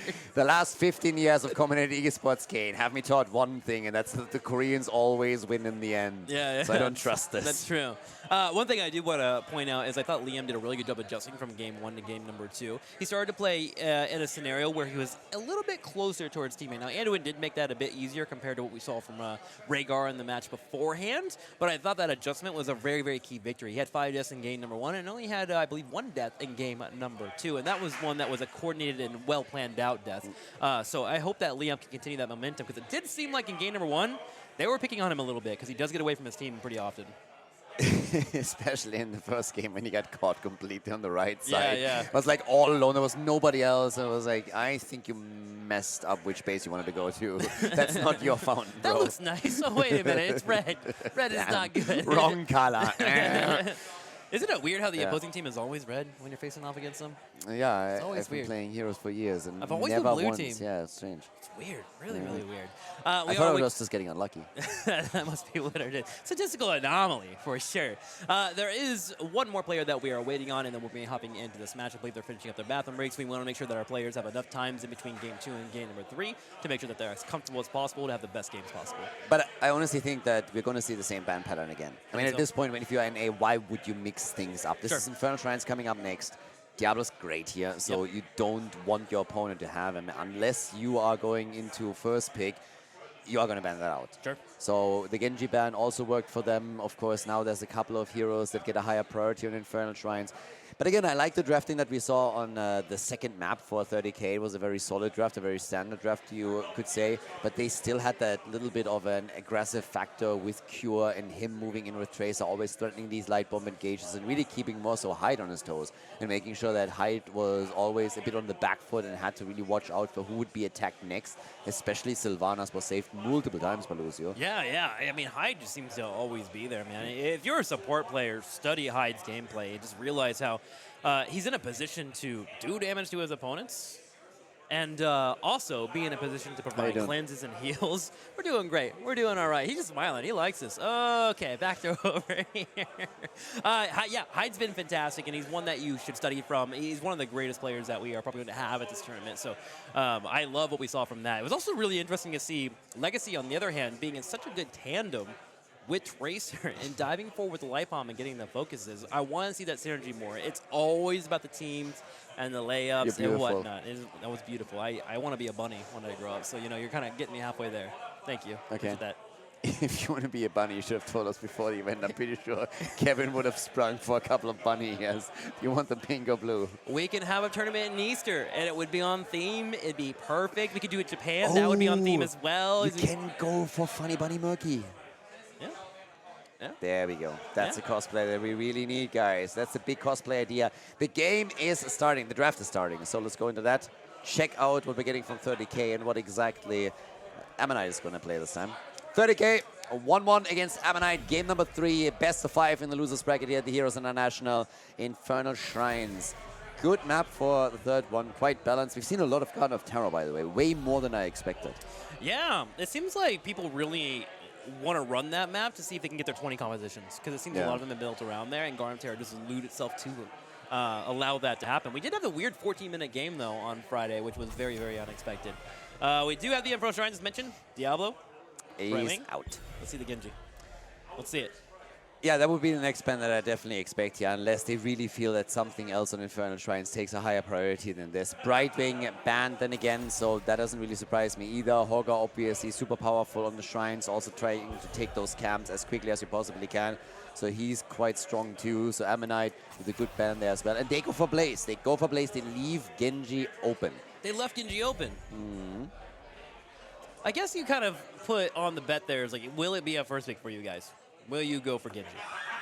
That's also a question of what do you even want to pick Genji? I mean, like Hanzo is another great pick here, so you have a lot. You can go for Greymane again, but they're starting with Leo, so they want to have that wave clear. They are really focusing on that side lane, and now that Blaze has been banned out. So Leo it is. We get the Ghost in the house. And now I want to find out what Kier wants to play. We've seen Thrall from him. We've seen Tracer as well. Genji is another character that he can pick up. I do agree that it's kind of limited a little bit more on this map compared to most, just because you have long, prolonged fights. So you got to be really sneaking in there to be effective. And if they chase you down, suddenly you're using cooldowns. And that's a good 8 to 10 seconds that you can't be in the fight. And that buys you a lot of time. Very, very early Tigers. Yeah. Super early here. Odin, great for Infernal Shrines. I mean, back in the days in HTC, NA went Tychus and Alexstrasza. And Ragnaros. Don't forget Ragnaros. They went Ragnaros multiple times. Lava wave. Sucks. Okay, I got something stuck in my throat. I just want to make sure that we are accurately depicting what has happened in the history of Heroes of the Storm. We are historians to a degree, and we owe it to the civilians that watch this stream some historical information. That's all I'm saying. Continue your point. He was played. He was played. But my point was pretty much, Tychus with the Odin transformation, Alexstrasza also with the Dragon Queen, is something that NA played multiple times because it's so strong on this particular map. Now, I highly doubt they're going to pick Alexstrasza here, but it's a very early commitment to Tychus. Johanna, of course, makes perfect sense. You really want to have that shrine control. She offers a lot. They ban out a Nubarak after we've seen that Genji pick, so it reset instantly when he sees that Genji is open. They don't value it as a first pick, they go for Leo instead, but together with Malfurion, they're still saying, yeah, we are going to put him on that again. It worked incredibly well against Wash Up, and it worked against 30K on the first map too. Are they trying to force Ammo to go into Muradin with that ban on a Nubrak? Because Muradin's been the next backup, right? Diablo and Nubrak taken out. I mean, ETC hasn't been touched this entire tournament. I don't think we're going to see an ETC play Yeah, there I don't anytime think so soon. either. He's just like too squishy right now, and you really, really have to play it perfect in order for him to dominate from the beginning and get the momentum that he needs. Just so that Murden I last would be wave shocked. clear. Like, Medora will have a pretty solid chance of putting decent damage on him as well. There's a huge front line to get through, so you have to have a meaty tank. So it's just kind of an interesting draft so far for them. Both supports have a lot of zone control. With Yeah. Deckard Kane, the entrances to the shrines themselves. You have Malfurion always ready to lay down the lawn. Garrosh is in, and we get Chromie together with this. So Chromie and Genji, one to poke, one to lock in the kill. Yeah, and Cure now has to think about what exactly he wants to play here. What is he going to do against Genji and Chromie? What's the pick for them? I like the Garrosh. Deckard Kane has a really difficult time saving anyone that gets pulled over. You can Yep. throw out a couple of potions and kind of litter their way back, but that gives you an opportunity to kind of burn them down or even get to an attempt where Garrosh just holds that front line so much, and Johanna Urel is going to be annoying, but they're not going to blow him out too much. They go for Tracer again, and Tracer's going to have it a lot harder with this than she did in the last game. So this time you're not going to see that light bomb engage. He can still needle away at them, but this is going to be a much rougher game on Tracer for Cure than what we've seen on Tomb of the Spider Queen. So game number 3, everybody. My voice, by the way, is going to be dead tomorrow. Oh, yeah, Yeah, for sure. totally. Yeah, we're going to be gravelly and feel like old men. We will feel and sound like historians tomorrow. It'll be great. It'll be Yeah. awesome. When I was young. My Deckard Kane voice is going to be improving a lot. I really hope he's going to be picked tomorrow when I play. He's going to roleplay it all day tomorrow. I'm down with that. Back Ladies in and my gentlemen, game number 3. Inferno Shrine's coming at you. We are tied 1-1 right here. It can swing either way. And with it being Genji and Chromie set up for the Koreans, this is probably one of their well-known setups. Let's see if North America has a plan in store to stop this Genji that has been unstoppable this tournament. Yeah, Genji definitely massive player so far, massive hero for the Koreans. Reset, he's been incredible. Let's go. We got the 3rd game of the best of 5 in the losers bracket. Who's going to take it here? So let's get the show on the road. Production. Okay. I want to make sure that we are on the far left. Yes, we are. Kier playing Tracer, Liam on Urel, Cattle on Johanna, Legacy on Deckard Kane, and Medora to play Tychus. North America tied up with the Koreans. And talking about the Koreans, on the right side of the map, we have Hyde playing Malfurion, Haben on Chromie, Reset on Genji, Scary as always, Spell aka Tist is playing Garrosh, and H82 with Leoric and the Austin's Renewal on level 1 for the extra sustain. Reset, instantly jump into the fight, want to start those auto attacks. One thing I think makes a big difference between Reset and a lot of other Genjis is his auto attacks. Yeah, I gotta say, I think Madara should get a yellow card for that mount. This is one of the ugliest mounts that exist in the game, and there is just absolutely no excuse for riding it. No, there is an excuse for it. If you go for the Pleb Lizard, I mean, that's a yellow card right there. I think there's strength in ugliness, right? Like, people stop looking at you, right? You become invisible. You roll the world. That's how I've lived half my life. It's fantastic. I think you're looking at the wrong side of the train here. You don't look at What Medora did and how I Tychus just can sneak up at listen there. to? I'm telling you, man, that's why I'm here. I'm the flip side of the world. Oh, look, it's nighttime. Yeah, that as well. Tim, you're beautiful. Thank you. Wow. That was all ploy to set that up. Exactly. I win. Touchdown. All right, I'll grant you that will. I love baseball. All right, that's going to be a grab for the camps. They push it to the middle. Kier working on the side as well. This actually could be a nice invade timing, but they decide not to go for it. Instead, Reset and Crew are trying to play for the minion advantage so they can clear that out. Cattle gets thrown to the side. He'll drop down his trait. HA2 here as well. They brought all 5 to get the advantage of mid lane. Yeah, and for now, of course, we have also Leon, Urel rotating around a little bit. It's going to be real tight on the first. I mean, honestly, with the first objective, you can still argue, do you go for it? Do you maybe try to get some value on the lane instead? Especially when you're running a Tychus combo, you're very much looking forward to the time he hits level 10 and can use Odin on a shrine. So before, depending on the situation, you might decide to instead just go for some structures. And we've seen 30k make that move in previous games already. Mass Assassin on level 4, you're taking it for the passive. It's not so much for the quest itself. I mean, if you get that completed, that's great. But by that time, you normally have already won the game. So they're going for that extra attack speed. And it's really important that it also applies to Odin. That's really the big deal with the talent. Initially, this was picked by the Koreans. The Western teams only started picking this when they saw that in some of the Korean tournaments that took place.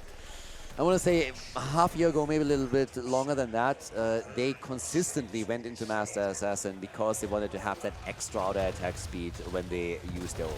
A bit of a different Chromie build as well coming out. As we have been seeing a lot of the Dragon's Breath W build on the 1 and 7, but Haben showcasing more of a reveal type of strategy, getting that clairvoyance, scouting out their opponents. They want to make sure they have, or I'm sorry, yeah, Haben, trying to get out as much information as they can from North America. They want to be in a position where nothing sneaks and surprises them. Urel still in the middle. So we're going to see her rotate and try to get the extra experience. All about the level 7 when you're going into the first objective.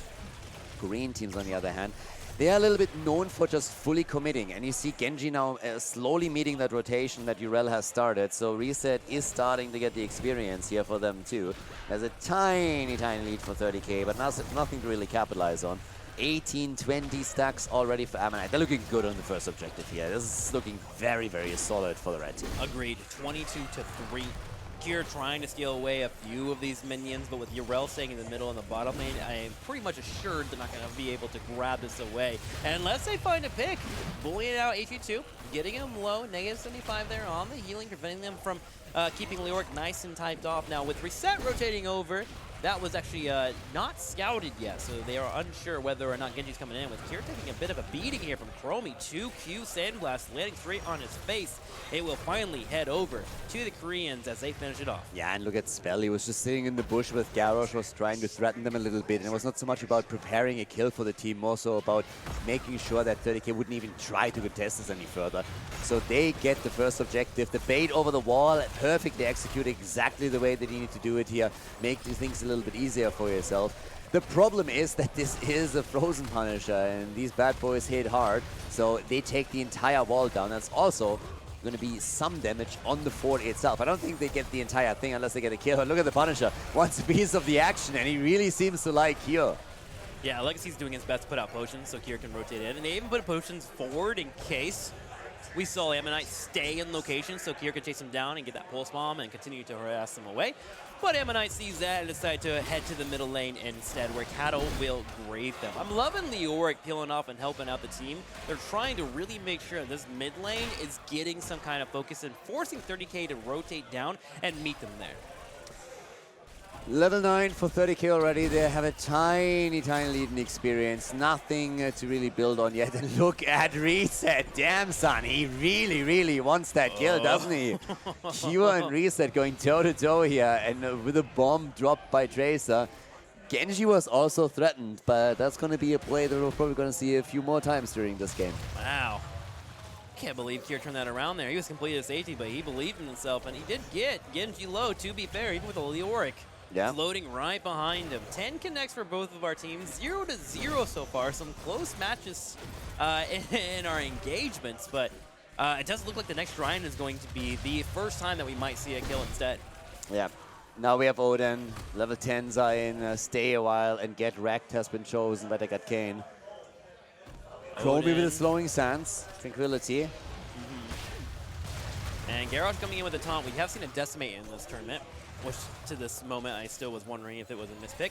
There was a Lyric Entomb, and Genji has yet to show what he has. Typically we've been seeing an X-Strike. Is there a world where we get Dragon Blade to help clear out the shrine? I mean, we've seen it already once, so they have played it before, and they could do it here too, but damn, Q gets deleted. One moment he's there, the next he just disappears. What a play by Reset.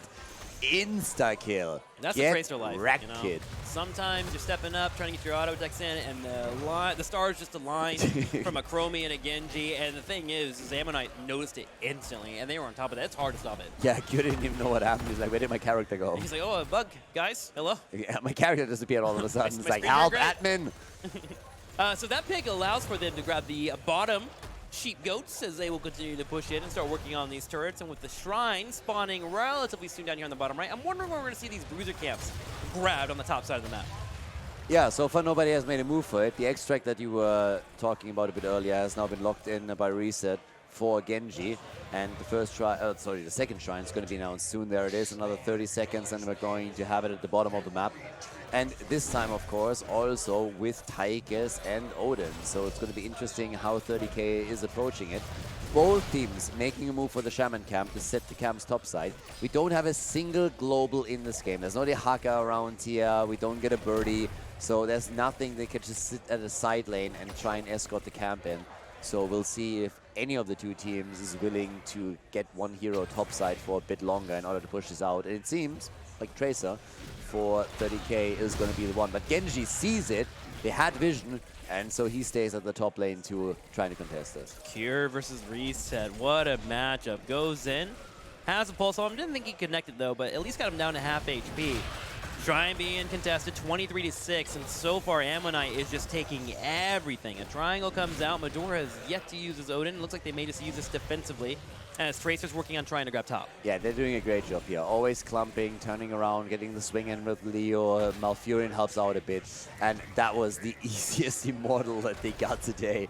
So good job by them. They took the position early, and with Tracer and Genji locked into this 1v1 topside, this was a nice objective for them. But talking about the 1v1, Reset! The X-Strike, nice, good job by Cure.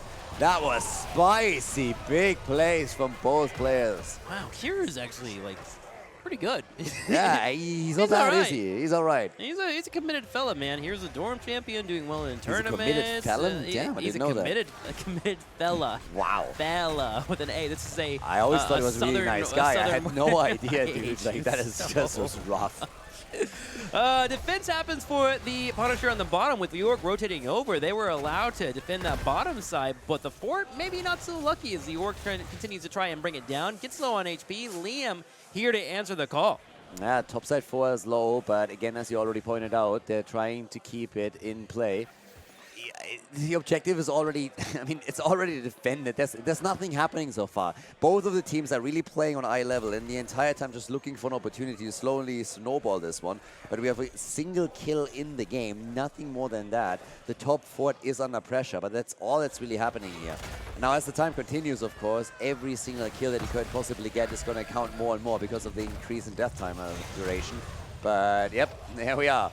They are looking for opportunities. They try to find that one hero that steps out of position and that they can punish. You can't kill goats. That's an absolute goat fact. As Liam jumps away from the fight despite being in a position where it could have been a 4-man collapse, and his team was there to help him instantly. The experience is so freaking close right now. It really does seem like it's a bunch of feelers right now, trying to find out what their opponents are doing, trying to find some weakness in their rotations. And so far, the only thing that's been bullied in this map is that fort in the top left corner. But it still stands tall. Like, it's proud. That's a proud fort up there. You want to hear a goat fact? Let's hear it.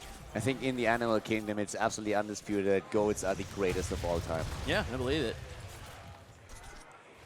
Is that a joke? It's a goat fact. Okay. Hard facts right there. Nice. Today you learned. Well, appreciate the goat fact, and of course the percussion that was back there to help out. Man, they are just lovely. 15 3/4 at 15 3/4, 16 about to hit. I'm honestly a little bit blown away. It'll be 11 minutes into the game if we've only seen a single kill. Yeah. I really thought after what the two teams have done so far on the previous two maps, we would see fireworks in the team fights on the objective. But 30K has given up both, and now 16 is in, and that could start to slowly change things. So at this point, the next fight should be pretty heavy, and especially with Taikes. I mean, you have Taikes with Odin. You gotta commit. You can't just wait on the third objective too and give it over to Ammonite. These things scale too. And if there's one scale master at this event, then it has to be Cure, so he knows all about scaling. Yeah, that he does. This man looks at Excel sheets all day, every day. So with the bottom goats being grabbed, those wolf siege down on top of the fort, and with the shrine activated 9 seconds, the plan has changed slightly for our North American team, as they are here a substantial amount of time before the shrine even pops. They want to commit to this, and if you can get a nice 15 to 20 minion lead over your opponents, that's when that Odin can come out and secure the victory for you. Yeah, a lot of poke coming in from Chromie once again, but they're turning it on Leoric, and that's a kill. Nice. 30K able to lock the first kill in the fight in. Reset low, but he gets the heals from Hyde. As it is 30K taking the position. Spell in trouble, but he's able to move out. but they're under heavy pressure here from the North Americans. And no major heroics used. Liam still has his heroic. Odin still up available. Stay a while listens here too. 26-8. This shrine is looking like it will go certainly over to North America unless Ammonite can step up and try to take back the fight. They gotta secure a kill. Taunt has already been used. It is down. Spell getting bullied out. Tranquility comes up. Leo isn't back yet. Spell in trouble, but he's still alive. Liam also running a bit out of mana here, but we got H82 coming in with Leoric. They're looking for a kill, looking for an opportunity. 36 stacks already for the blue team. He's cutting them off, but they still can't get the damage connected. Spell low. Mortar Punisher claimed by the blue team. Liam, he gets out, trying to rush away here. They want the kill, but it's Leo that dies once more. Leo getting picked off by North America, and they were able to obtain the Punisher. It heads straight to the middle lane and starts to siege upon the fort. Madara is there to help out as well. Now, the only bad news is there isn't Odin. It's not up for 40 seconds, but it's still great news to be able to take the first fort of the game. North America pushing towards this keep wall, and now Ammonite is going to have to defend. Complete reverse from what they did before. They were willing to move away from Punisher 1 and 2, but on the third one they took the position. They put Jojo on the spot together with Urel. They claimed the space and made it really difficult for Ammonite to engage. Leoric was killed twice in the encounter, and that's the first fort of the series destroyed, with the Punisher doing damage to the keep too. And Tychus is topside together with Urel to damage even another fort. So Ammonite, they're now a level behind, and they are the ones who have to start making some plays. They are definitely going to run out of steam here quite really soon if they just let 30k do whatever they want. It's only 1.5 levels until the blue team is going to hit Storm Talons. Gotta take the time here to shout out Legacy. He's been a bit of a silent support throughout the entire tournament, just doing his job correctly. And a lot of the time when you do your job correctly, you don't hear any fusses in any way, shape, or form. And Legacy is doing his job correctly right now. There is always a potion line set up for Tracer to keep up her aggression and be able to step back. Oh, here's a fight though. Condemned straight into it. Garrosh getting blown up. He didn't have a chance to move. Absolutely deleted. Liam comes in for a knockup. Malfury in trouble as well. Kira chasing him down. That's going to be 2 picks. Can they find a third? Leo trying to snake away. Reset on the bottom right, but Genji should be able to E out. 4 kills to 1. 30k. They're doing it. The USA chance immediately starting as the blue team takes the kills and pulls ahead here. They got the momentum and they use it topside to go for another fort. Half a level to 20. Can they make it happen? Can they pull ahead in the best of 5 against the Korean team that looked dominant against the Europeans? They did such a fantastic job, especially on the first map in this series. Reset. Oh, moving in, dodging out on Urel. What a great game. What a great series here. 2 GOAT facts for you in this matchup. Hit Goats me. actually beat dragons. Would you look at that? Almost taking out Genji. Didn't know that. Didn't Thank you know so that much either. for Gosh. that hard-hitting information. And, you know, we've had a couple of years to really dig deep and find some of these GOAT Which facts. dragon, though? All the dragons. All the dragons. All the dragons. 20-18. Big red button. Should be grabbed by Tychus. There it is. The upgrade for Decker Kane as well, as he'll be able to get those blind durations put on the people that he puts into sleep. Now, what will 30k do with this 3/4 level lead? It looks like their priority is to put some pressure on the bottom, building up the camps, and want to open up this wall. The shrine will be at the very, very top for the 4th immortal of the game. If I am on Ammonite, by the way, my OCD is getting triggered hard by the top and bottom fort that is just both. With this, I mean, they're being held together by chewing gum at this point. So if at any moment somebody moves it, okay, Genji's going for it. Thank you. That's what I was waiting for the entire time. Genji's coming in, says like, all right, we're going to take the first one, goodbye, and we're going to do the same thing at the bot lane eventually. That also helps them to close the distance and experience at least a little bit. Next shrine activating in 16, and they want their 20 so they can properly fight for it. Appreciate the well missing for both teams here, so that fight should be one of these fights that won't be very sustained based, which should be pretty strong for both Tracer and Genji. Look for them both to really face off. That's what it's coming down to. A Bruiser camp grabbed in the top left, Shrine now active, everyone moving towards that location. Cattle clearing out the minions to make sure that his team has vision and minions moving forward. Top side, everybody going for position right now, looking for an opportunity, maybe even trap somebody. And 30k has done fantastic on the last one. They now have also the big red button for Odin. Madara moving forward here. Urel up at the top, immediately pushing them back, and the bomb connects with Leo, who gets out of the fight, but he definitely needs the healing. It's getting real tricky for them to sustain themselves throughout that fight with 30K.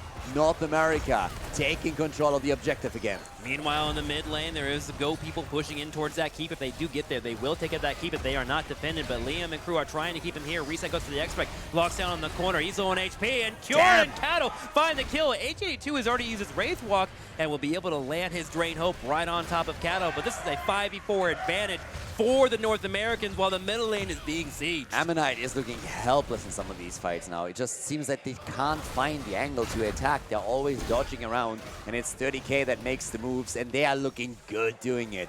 5 kills to 1 in the game thus far. Mid lane Keep has taken even more damage. There's no doubt who's going to claim the Punisher at the top lane. And we have 30K already prepping for the attack. They know that with Genji, one of the main threats in the hands of Ammonite is currently gone. So they are posturing around the Keep, trying to burn these minion waves down early. 20 seconds left until Genji is back on the field. Here comes that Punisher, big and menacing, walking down. That's Khaldor in a couple of years when he gets done with the gem.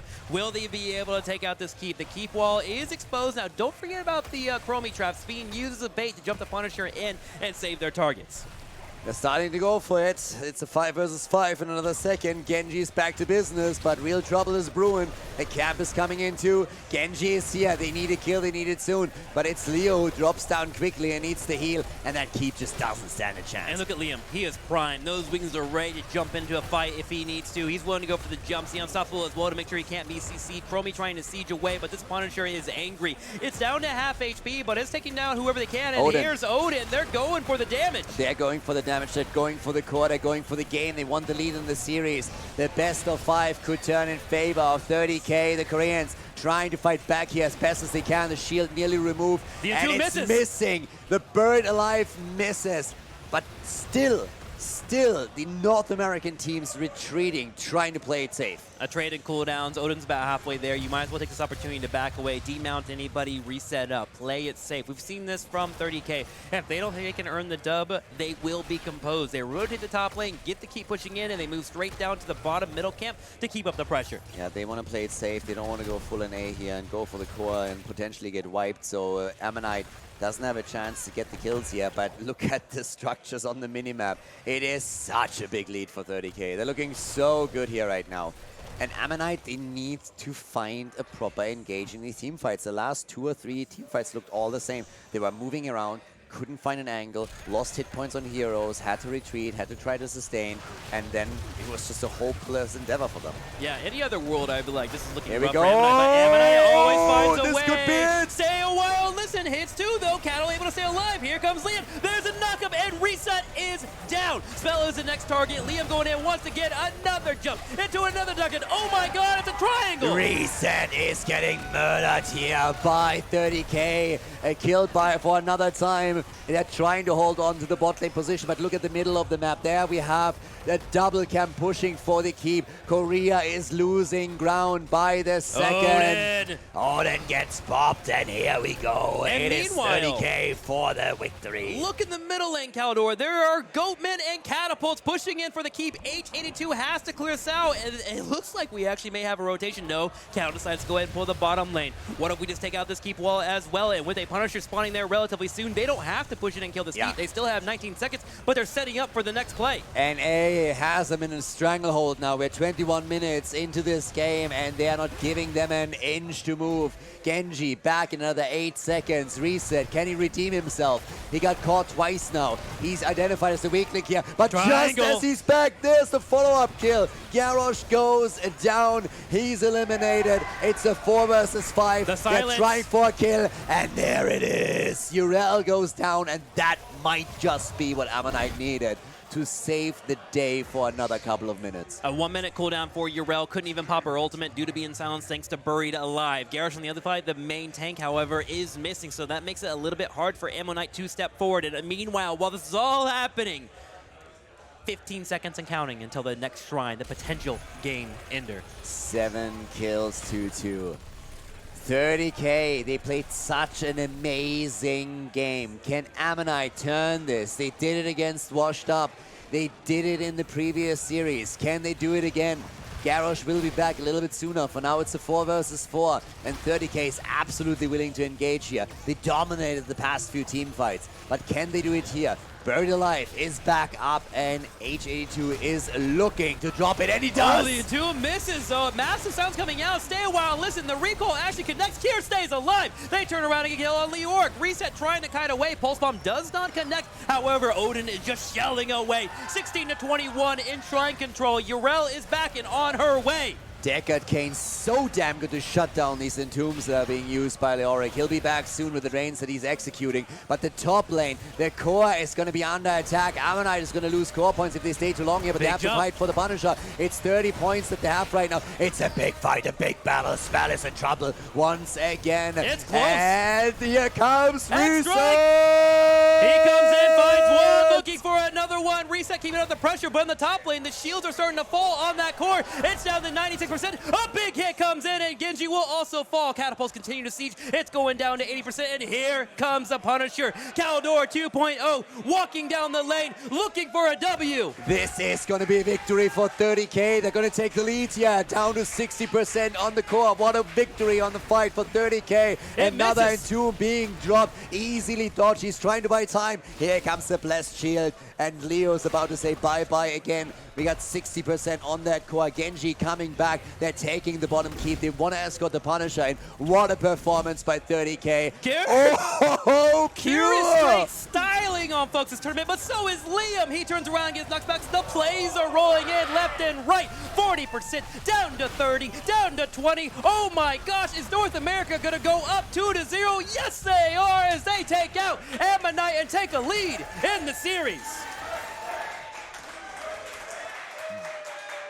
Big victory for 30K. It's a 2-1 lead for them right now. My gosh. Nicely done.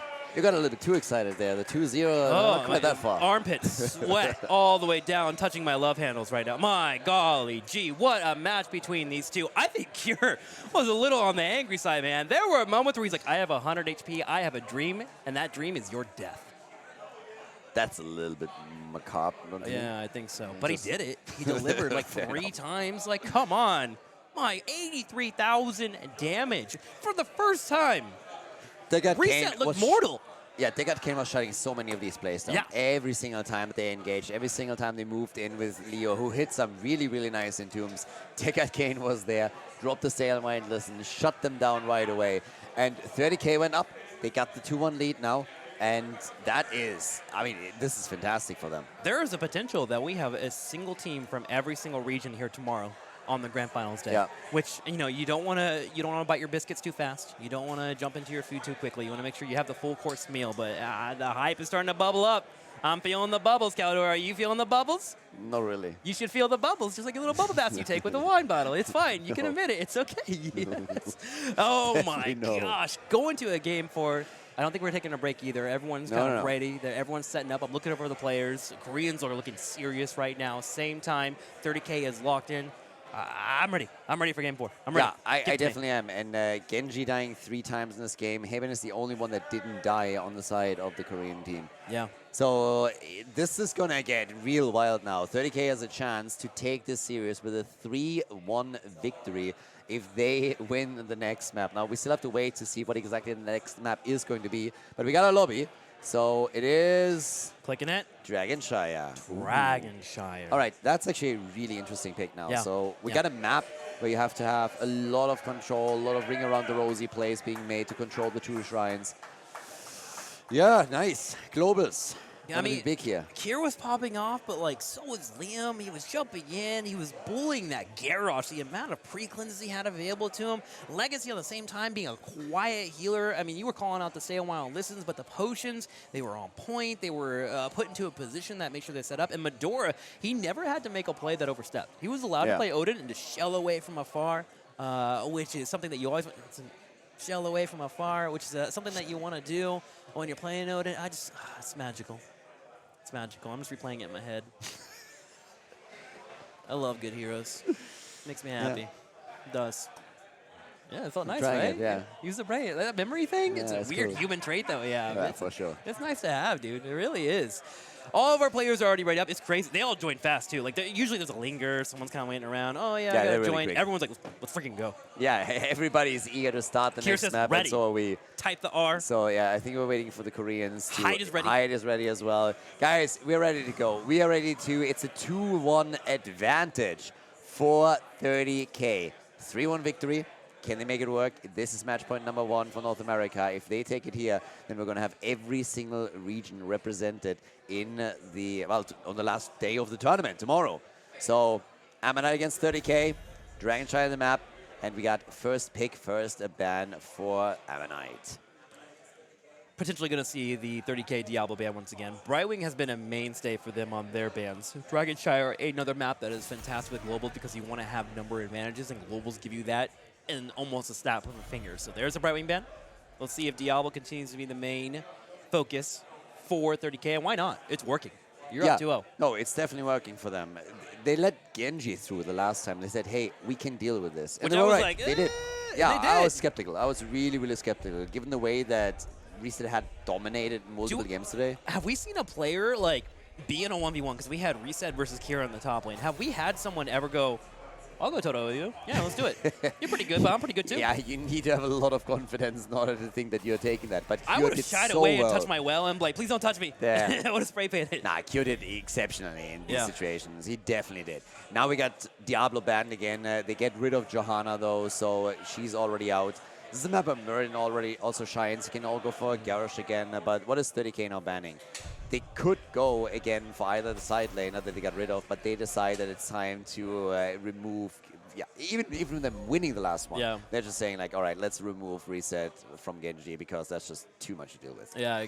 Especially here. Yeah, Genji, Muradin, these are characters that you want to stay away from because they can jump over a wall, put up a Dragonshire, and suddenly Quick top lane is rotations, behind. If you're behind, top lane. Yeah. If you tap your well, suddenly you're at a losing disadvantage. Your sustains, your burst has to be better. It's just a situation you don't want to be in. You're just like, no, thank you. I don't want to deal with that. Especially top laners, when we have that 1v1 set up at the top lane, they can be pressured so massively if you have an assassin on the other side that has a lot of mobility. So Blaze gets taken. Koreans start instantly with him, one of the strongest side laners that we have in the game, so he definitely deserves his place here. But what's the rotation that 30K is going to lead into the game with? Because that's their chance. This is the opportunity to make it to the final day of the tournament and move into the top 3, and they go for that Lucio pick. He wasn't banned, Lucio's ready, and we get Cattle on an Uberak.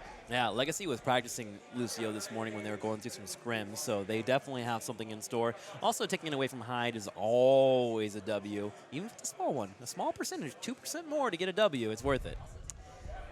That might be exactly the 2% that they need. We had so many close games today. We had a couple of core races too, so yeah, definitely worth.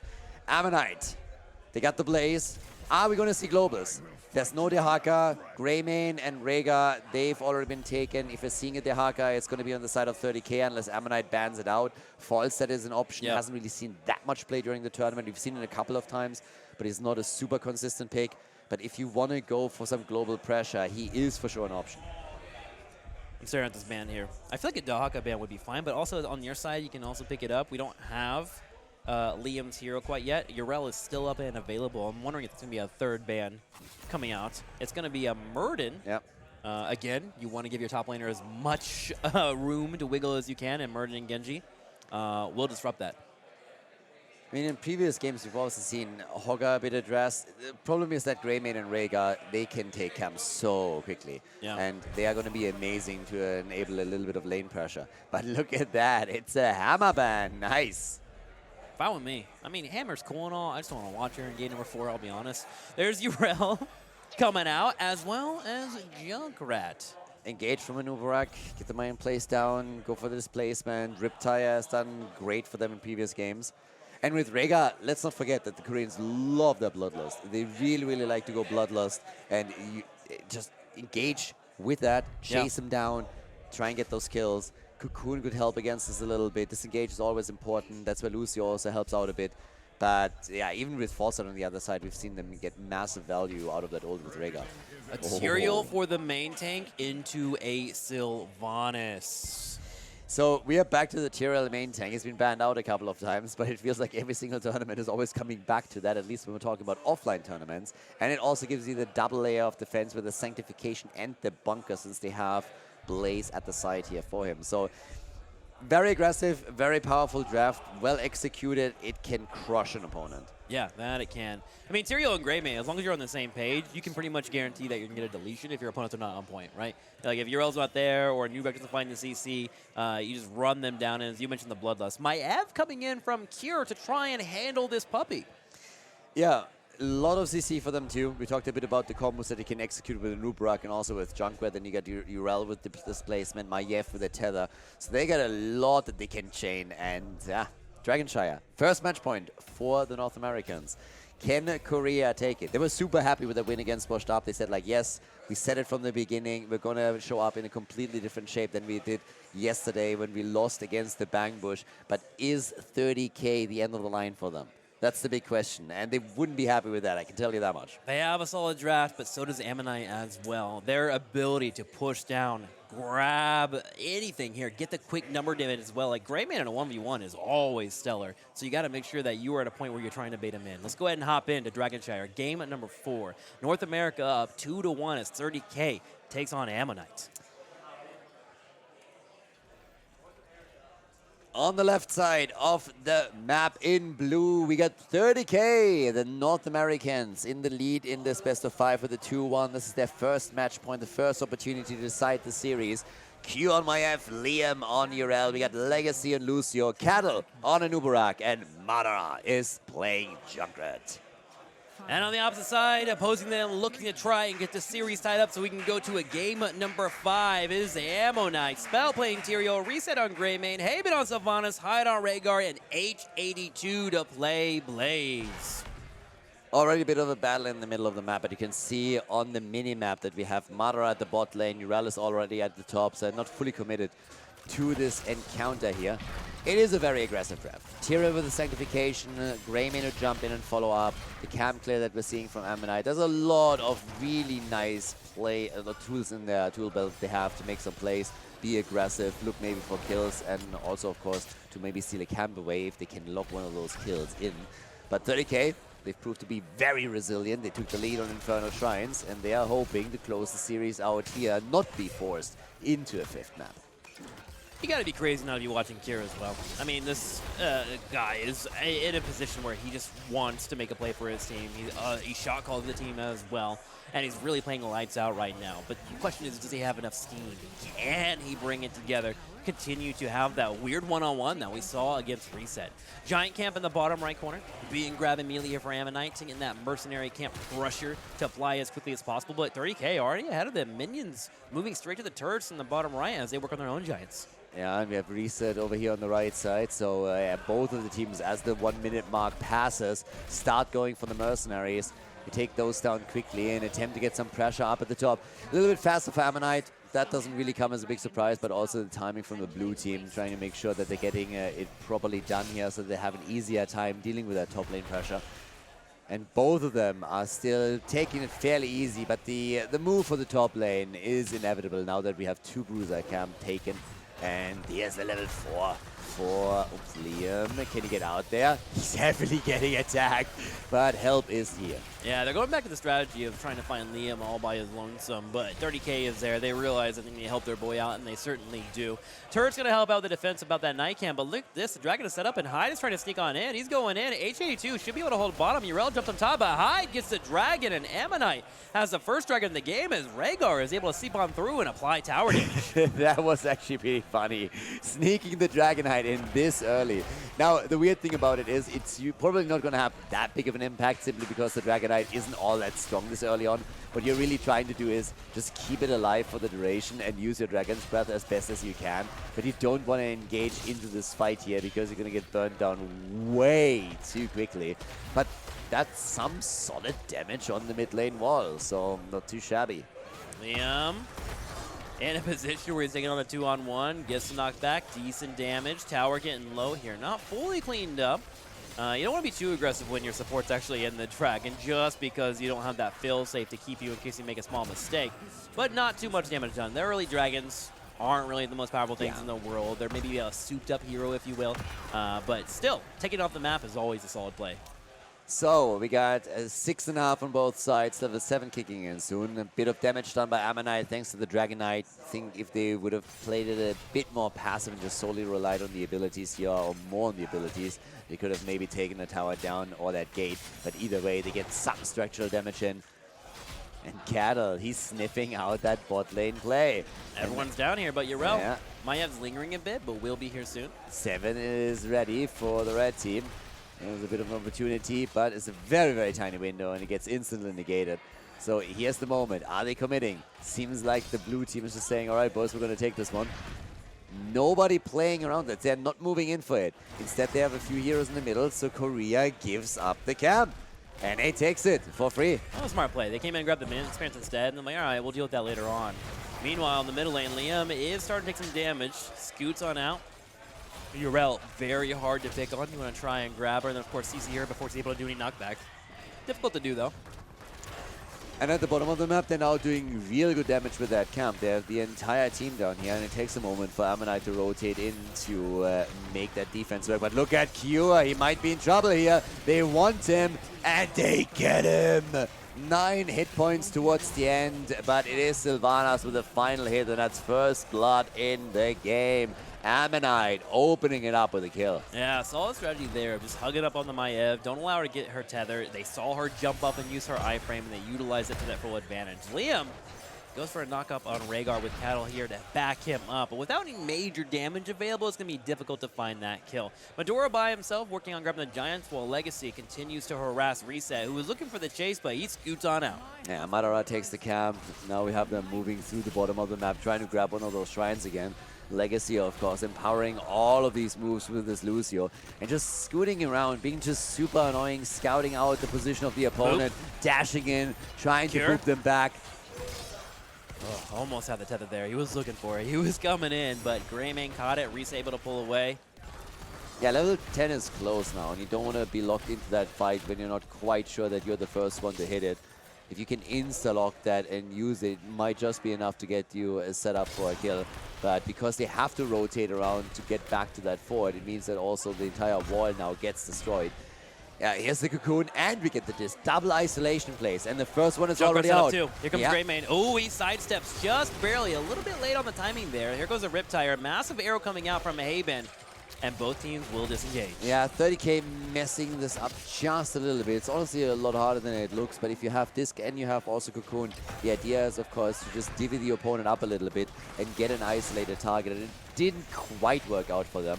But they are still threatening a Dragonite in the middle of the map. Somebody has to rotate over and reclaim a shrine, but there's pressure at the bot lane from 30k as that fort is taking more and more damage. And Yrel is not going to give this up. Like, Blaze will stand on top of the shrine, just be annoying, but he's going to need help if he wants to get Yrel off this. And the help finally shows up as Haben comes in with Sylvanas. Tyrael and Rhaegar manage to get the middle lane pushed out, but it's all about the control of these camps. Immediately, every time they spawn, both teams are there instantly, grabbing that experience, grabbing the map pressure, waiting for someone to slip up and miss out on a mercenary timing.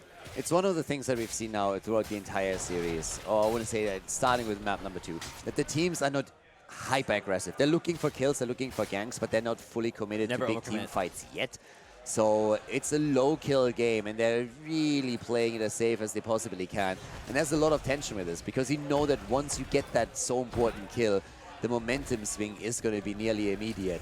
And Ammonite, they are again under pressure, since it is continuously 30k trying to go for these camps. And Reset gets caught a little bit, but the rotation is already on its way to help him out. Still chucking him down to half HP, was a win in itself. Trap comes in, more grenades follow up. Madara there every single time with frag grenades. Legacy also bringing the auto attacks, keeping Haben back in the middle, while Yrel starts to get advantage in the top side. A complete scuffle back and forth. Containment just comes in. Reset gets hit there with the cleanse as Hyde is able to keep him alive. Silence comes out on Tyrael. He still has a sanctification here if a fight does break out, but Reset is just getting chunked out. Yeah, and they use Bloodlust to get away from this one, but it's really starting to become a bit of a problem. Top lane too.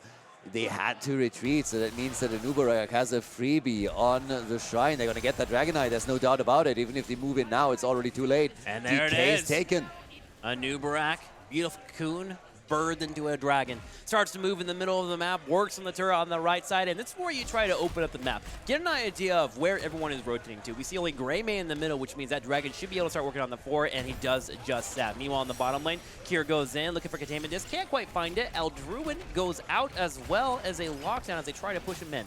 This is looking really good for 30k. Ammonite needs a team fight. They want to have that death ball team fight with the Sanctification, with Blaze, the double layer of defense that they can sustain themselves through all of it. But they're not getting it. 30k is not giving it to them. Cure gets attacked and they might get a hit here. Boop. It's again Sylvanas that is trying, but the ult coming out from Lucio denies it.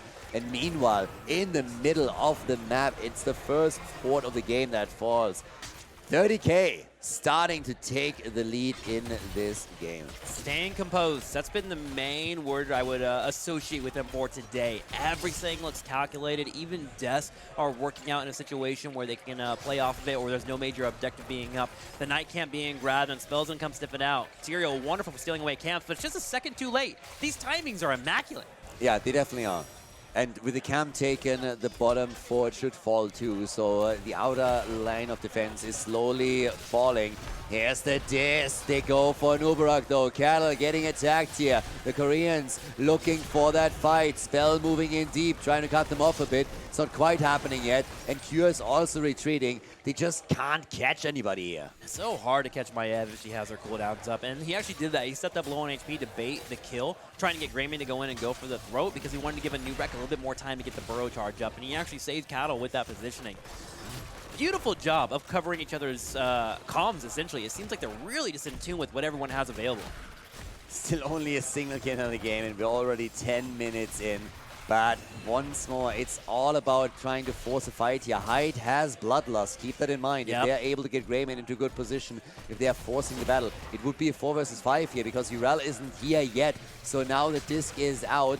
And they're using Junkrat again, but Haben coming in from the side. Urel on the move. She's in the middle of the map right now. And Ammonite just can't get that fight. Are they looking for it? Can they at some point engage and force that 4v5 or not? Hyde continue to do Hyde things as well. Every single grenade that has been thrown out, I believe 12 of them so far, has been soaked up by Hyde. He's stepping up on Rhaegar and not allowing his turret to get siege. He takes the damage for his team. Kier finds a 2-man tether, hits 2. Junkrat goes in for a boop. Tyrael still has the sanctification if he can land it. Haben moves in, gets annoying on the back line. A root comes out on top of Hyde. Kier, however, does not have the tether yet. Big Sans comes out, and that's going to be a deletion on Lucio. Big arrow from Sylvanas. That was beautiful. And Greymane engaged right away. Now they're trying to go for Cure. He puts the tether out, but that's a bit of an issue.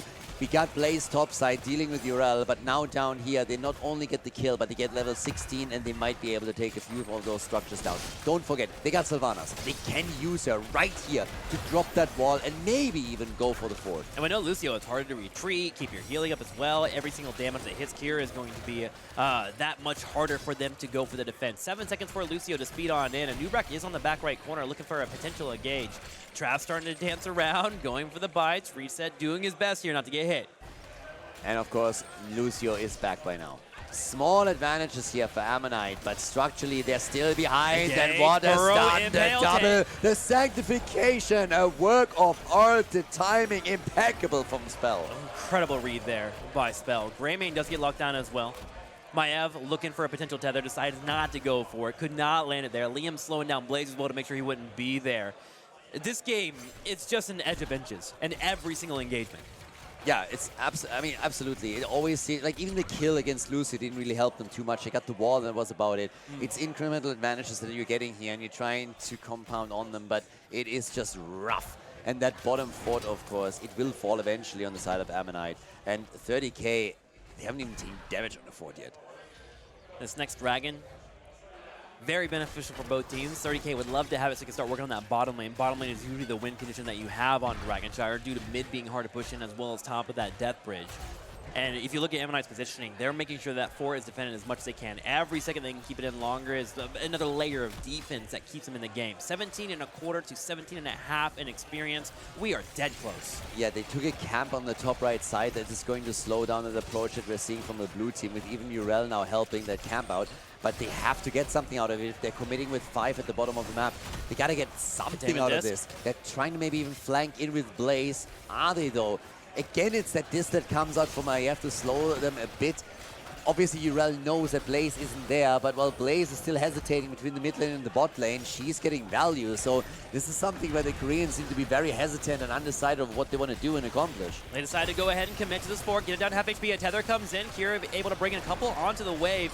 Sylvanas constantly hitting this fort to prevent it from going up. Greymane's hit with the web, but we already have a Maiev picked off. Here comes the Riptire, gets some damage on Sylvanas. This fort shelling away, but Tess is going to be able to soak that up. No issue. Great bloodlust there. They were able to chase, and Urel is a bit too late to help out. But of course, the camp that she escorted in, the damage that she dealt to the top fort will result in the structure being destroyed. So each team lost one fort, and it's still nearly even experience with 3 kills to 0, but they're going for it again! Reset! Madara able to jump out. It was nearly a kill. What a fight, and here's the sanctification. Bubble goes up as well. Cattle falls up with an impale. Liam holding the back right corner. Reset getting low on HP. He's down to 300. Legacy thinking about going for a chase. Hyde goes in for the back line. Goes to Madara. He gets knocked up, and that's going to be a pick for the North American team. First kill for NA. Hyde goes down. Goodbye, Rhaegar. Job well done. Greymane also barely getting out here. He was so low. Yeah, Reset just getting chunked out. And you got to call out Liam coming in there and playing that darn near perfectly, just buying time so he could have Maiev come over and help out with the rotation. And, of course, Madara just staying alive. He is playing safe and keeping the DPS up. A total freebie on the Dragonite now, too. On the macro end, they're just doing better. That bottom fort is finally destroyed, and now the question simply remains, how much damage can they do with the Dragonite? They are aiming for the bot lane. Yeah. It is the main lane that you want to go for. There's so many camps that they are pushing here that you can take later to set up that push, and one of them is already on its way. This is a moment, and a tether. They could get the hit here also with Junkrat trying for the displacement, but it's Tyrael after all. Would have likely escaped either way, but this is big now. This is big for NA. Still a great hit, and immediately that shot comes down from Madara when Tyrael wanted to go in for it. All 5 members are up for Ammonite, for defense. The Dragon goes a little bit on the deep side. Now, when Urel comes out of this, she will not have her heroic for 35 seconds, so she wants to position near her teammates. Spell goes in once again, locking down anyone on the back right corner with that holy location. Keep goes down to half HP, and 20 is now here for 30k. That DK got burned down quickly, but they also did a serious amount of damage to that keep, so it's not destroyed, but it's down to less than 50% of its hit points. Level 20 is in. Tyrael, Spell, they don't have 20 yet. There we go. They go full for the upgrades here. Containment is out. They're trying with the Riptire. And there's the Bloodlust. Web hits on Rhaegar a little bit late. He's really low. Dodges out on Liam. Oh my god, he still has the sanctification. He could use it. Drops it right here. The Holy Arena. They're trying to engage into the fight, going for the kill. Liam goes down. Urel bites the dust. Not able to use her heroic. The damage came out so quickly. Cattle also getting hit. This blunderbuss being a bit too much. Hyde on low HP. Gets away. No, he gets blown up in the last second. It's a 2-for-1 trade, but Reset once more. He's moving in. He's looking at Kira, keeping up the auto attacks. Kira thinking about getting a tether here. Decides to go ahead and start backing away and save the moment for now. The problem is always, what do you get with these kills? So Sound far it barrier. hasn't really happened. A sound barrier comes out as we had the disc, but they need to get something out of it. The kills alone, they are not enough. We're already on level 20. It all depends on what you can gain. How can you capitalize on these kills? They're stealing some of the camps away, but they need to do more. We need to see them go for structures. They actually run in the middle lane. There's a couple of regen globes. They needed to heal up. Without having Rhaegar available to them, they were a bit low on HP and couldn't really consider pushing into anything due to Junkrat and his nade. So instead, they grab the middle of the map, heal on up, grab the night camp, and take whatever is available. We are in a 2020 game. We are in the late stage here. The next Dragon is setting up for potentially a win for either team that can get it. Yeah, that bot lane is still a bit open on 30k side. Now, of course, they're looking way better on structures than Ammonite does, but still 50,000 damage for Sylvanas, 55,000 for Junkrat, the respective top damage dealers for each team. And it's all about these camps now. It's a 5 versus 5 on the map again. It was a great fight. And on the kills, Ammonite has been doing better the entire game, but they've been losing the macro against the blue team. They've been losing the objective. They haven't had a single that's actually not true. They got the first Dragonite, but it was really just a bit of an oversized minion at the end of the day. Cattle, Sharkin on the right side. Kier doing his split push thing, looking for that keep. Once you get minions over there, you can trust his team to hold the top side. They've gotten really good at this whole keep an eye on the opposing team with 4, but always be in a position where you can retreat. Maiev in the Bermuda Triangle. Spell sniffs him out, though, with the El Druid. Yeah, Cure gets hit here. No problem for him, of course. But he can't set anything up. Wait, no one's in position for the dragon. Team? Hello? I mean, that's a report and a half if I've ever seen one. They just give up a Dragonite 18 minutes in. They got all their ults up and they just said, yeah, we don't need that. They just saw Kira in the bottom lane, and they're like, we got to stop him, and they just completely blinked out there. The Shrine was grabbed, topside grab as well, Dragon coming in and going straight to the bottom keep. That's the kind of decisions that we saw on Tomb of the Spider Queen that I just didn't get. So right now, why just give that up? Because now they're going to lose that bottom keep for sure, and they might lose more than that. But here comes the move with the Bloodlust. They're starting to chase them down. Cure is low. Can they get that kill, though? It's going to get tricky. They want it. Sanctification has been used, too. Bunker also, all of the ults out for Ammonite, and they have nothing left here, and the Dragonite is still fighting and going strong.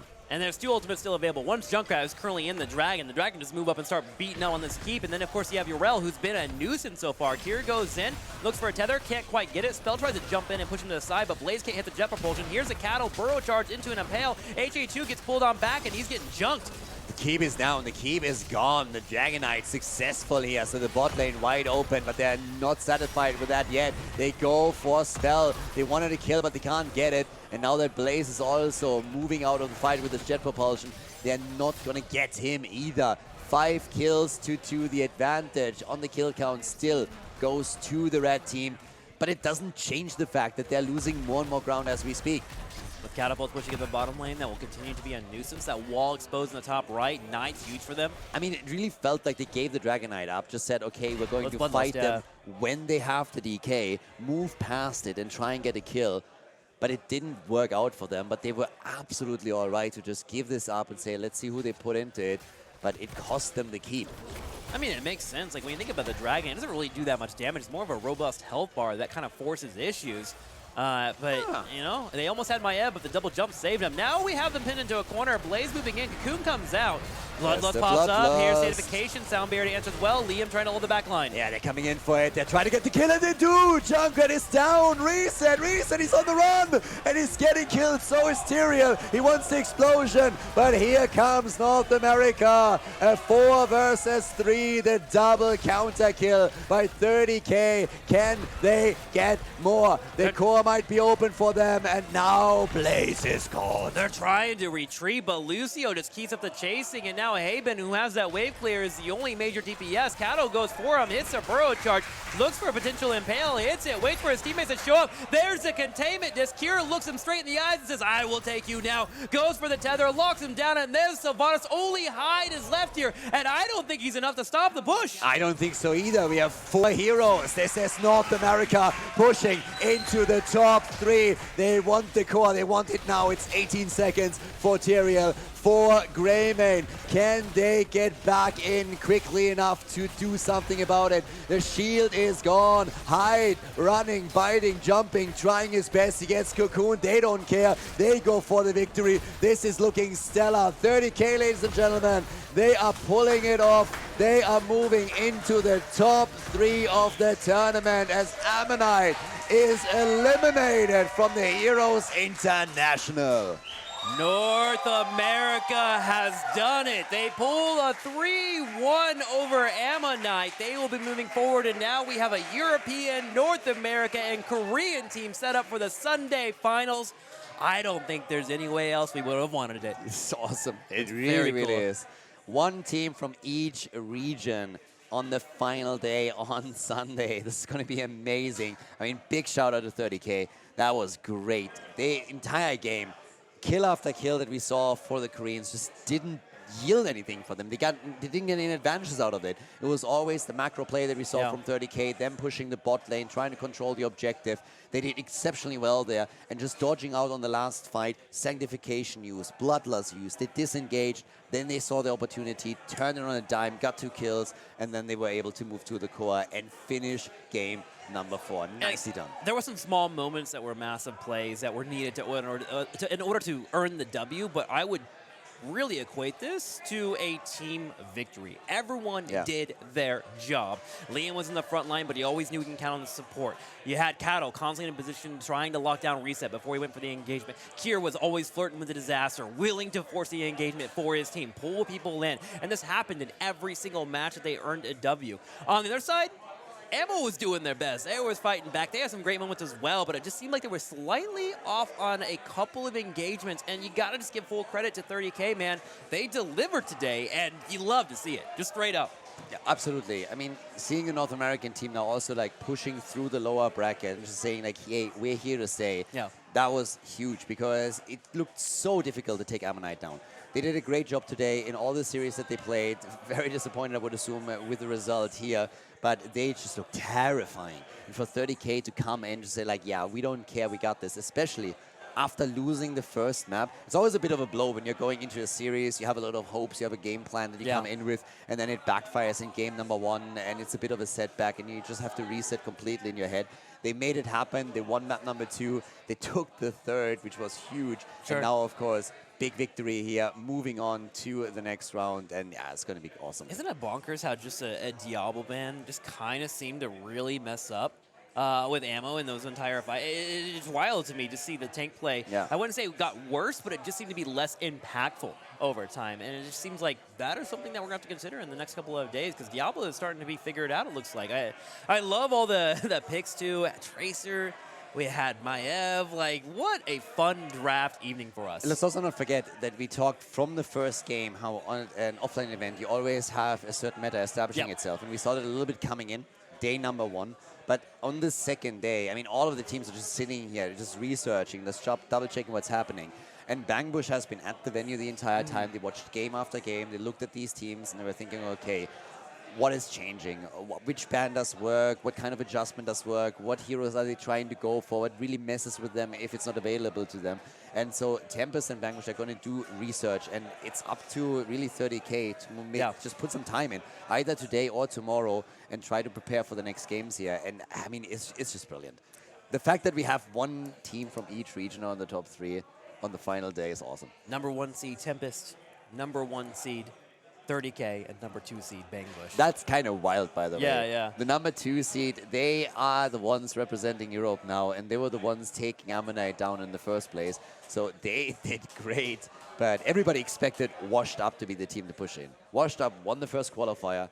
They won it in dominant fashion, too. Sure, yeah. And they were the favorites, and they were not happy with their loss. I mean, there was a bit of a heartbreaking series. As we said, at the end of the day, the results is all that matters, but they pretty much threw 2 games. And it was brutal. So, yeah, not happy, but that's what happens. And now it is up to Bangbush to represent Europe tomorrow.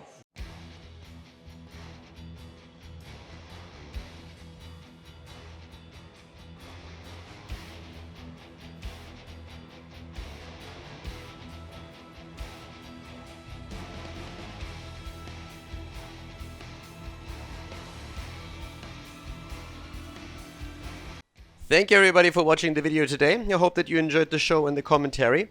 And keep in mind that the spoiler protection that is going to run for the rest of the video is made possible by all the support on patreon.com. So guys, if you want to support my work, if you want to help me start new projects and keep the spoiler protection in place, please consider heading over to patreon.com/Khaldor. There's also a link in the YouTube description, and check that out. Thanks in advance, and see you guys next time with more esports coverage here on Khaldor TV. Have a great day.